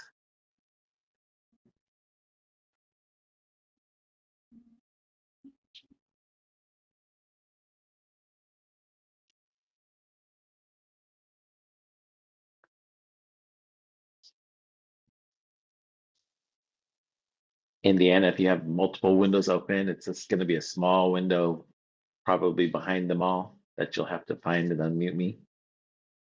Okay, there I go. There you go. There you go. All right, thank you. Thank you for this opportunity. I've been listening on the conversation, and again, I just want to reiterate the concern of student traveling. I mean, the Lama Hospital is in Torrance, California. So that's even a good distance. I've used to have appointment in San Diego just for medical visit, and that was over a 2-hour drive, and I had to be mindful of traffic time just to make it within 2 hours. So that's one thing, because the concern is, again, student burnout, because if you're driving that long and then having to go to clinical, that's one. That area in itself has multiple community college. Not only mine, you're talking about Los Angeles Harbor College, El Camino, and all of that I know that, and I know that facility very well because I worked there for years. So that's one. And just be mindful of the student, because once they reach there, they have to perform and then be able to study and things like that. The other area of concern for me is, yes, I understand the well-intention is that we'll give the students the area that's closest within their home. How does this, what algorithm is going to be used when at one point the student must complete the hours to pass through the course? So what does that look like? It's a great statement and it's a great intent, but how realistic is actually that? Because right now we are set within certain geographics, so we don't encroach on our sister college or fellow, because even though I know I can go someplace, we're restricted within certain boundaries within our district because we got 9 colleges. So that's one thing to be mindful of. Like, again, once the students are in, they got to complete that hours to move and proceed to the next, the progression process. So thank you for your time. Thank you for your comment. Committee Chair Dominguez, there are no other public requests for comments on the WebEx. We have no in-person requests for comments in BRNHQ. Would you like me to close this window? Yes, thank you. And I'd like to vote on it. Jovita Dominguez votes yes. President Trujillo? Dolores Trujillo votes yes. Trisha Wynn? Wynn, yes. Motion carries. Thank you. Thank you very much. Our next agenda item is 6.5.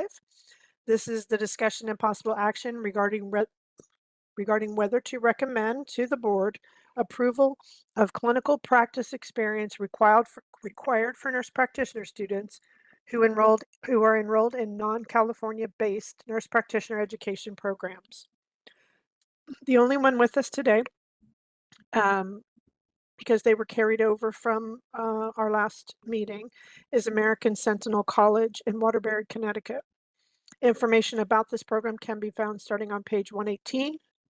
And monitor, if you could please, moderator, I'm so sorry, board moderator, if you could please elevate the presenters on the list for American Sentinel. In October of 2025, the Education and Licensing Committee deferred out-of-state approval of clinical practice experience required for nurse practitioner students enrolled in non-California-based practitioner education programs to 2026 to allow time for BRN staff to gather more information requested by the ELC. In March of 2026, a list of programs came forward for approval, and all except one was approved. The board requested additional clarification of the enrollment request for American Sentinel College. ASC has updated their enrollment numbers, which can be found on page 119 of the packet. American Sentinel College has provided evidence of compliance with CCR 1486 to ensure that students have successfully completed prerequisite courses and are enrolled in a non-California based nurse practitioner program. The program has met all board rules and regulations related to this request. The program is here should you have any additional questions. Thank you. So I'll point out what they did to drop enrollment. The original ask on their family nurse practitioner was for 275 students. They have dropped that down to an ask of 172. On their adult geri acute care nurse practitioner program, they asked for 75 last time. They have dropped that down to 13. And then on their psych mental health nurse practitioner program, they had asked for 250. They've dropped that down to 0. So they have done an extreme kind of look at their program and decreased their ask by hundreds.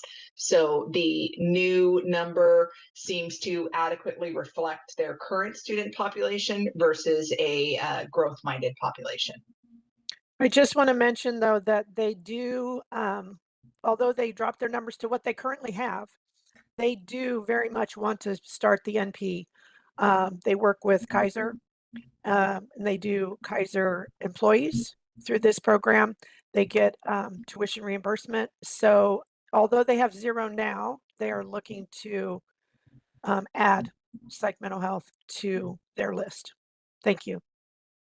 And they'd have to come back and ask for that at a later date. But right now, this is reflective of their current student population.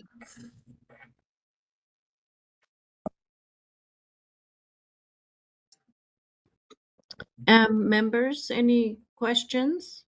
It's very that's nice that they came to that. Okay, then let's let me ask the program really quickly if they have anything they'd like to say. Kimberly or Terry, is there anything you want to? So this is Kimberly. I'm sorry, I can't get my camera to come on for you. This is Kimberly. So I just have, there we go. So I just have one question. So I would like to be able to admit psych mental health students right now. Am I able to do that? Because we currently have our program already, our FNP and our adult gero in your state. So that was the original ask for the application, was to add our psych mental health students. I want to make sure that that is okay before I allow that to happen. No, it is not. You have to have a number on that. So if you would like to adjust your request today to include a number, the board would consider that number today as part of the recommendation. We would just update the materials moving forward. So I think I gave that estimated number to you, Marianne. Do you need that again?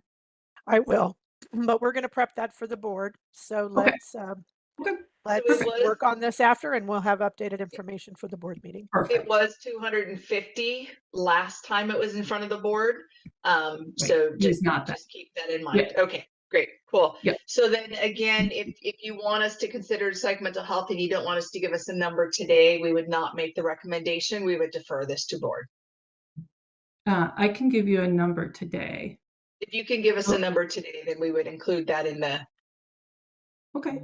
Yeah. So our number, our number today would be approximately 120 students a year in the psych mental health. Yeah. So that'd be, we admit every 8 weeks. So we're figuring approximately 20 students every 8 weeks. 20 students, 8 weeks. Mm-hmm.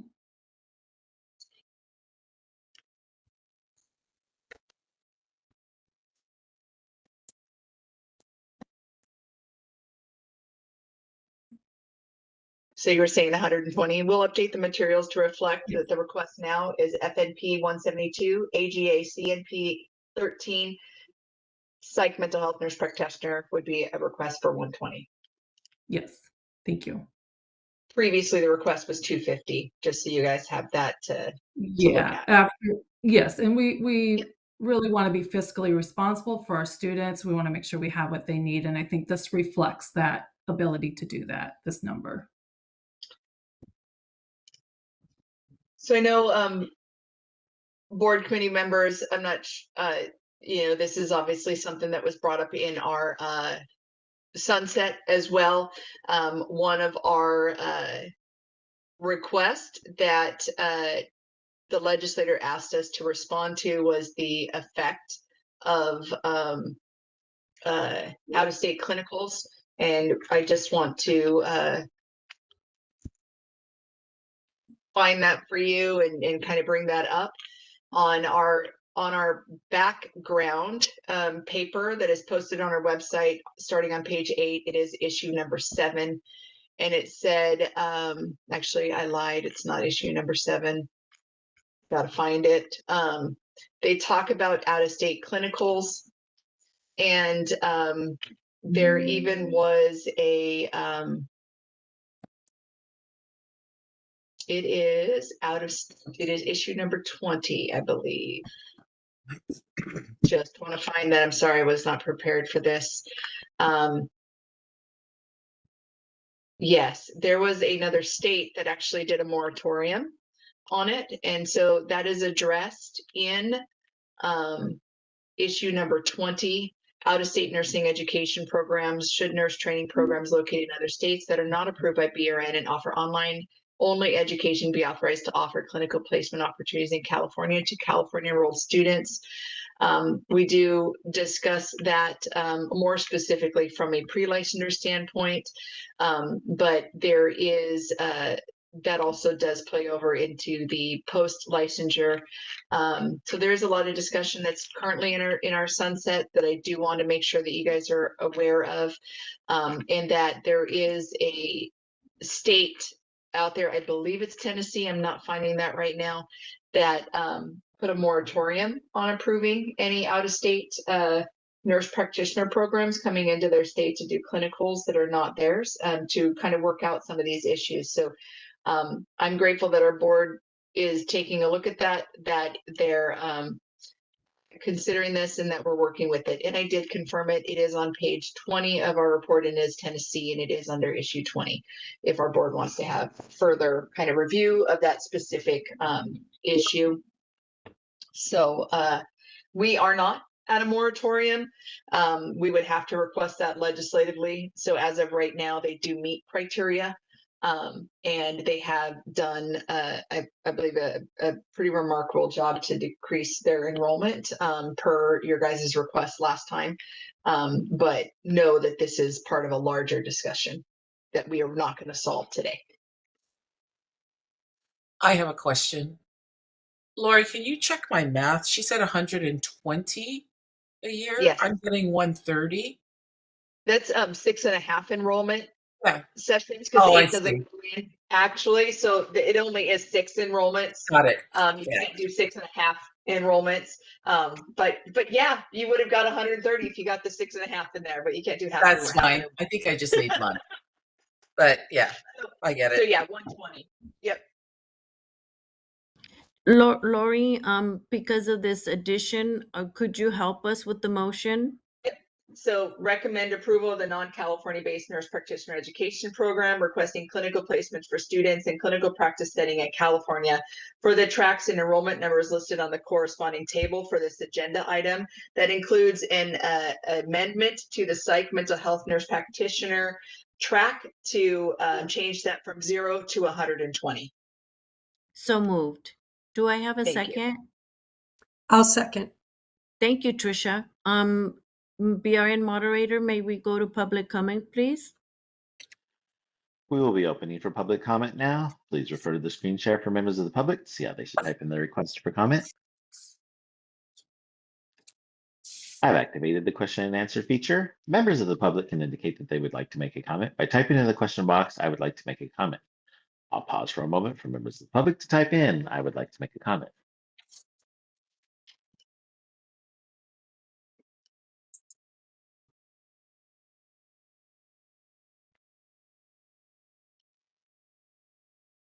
While we're waiting, can somebody remind me who did the first and second, please? Jovita, I'm sorry, Jovita first and Trisha, I believe, second. Thank you. Yes. Appreciate it. Committee Chair Dominguez, there are no public requests for comments on the WebEx. We have no in-person requests for comments in BRNHQ. Would you like me to close this window? Yes, thank you. Jovita Dominguez would like to vote yes. President Trujillo? Dolores Trujillo votes yes.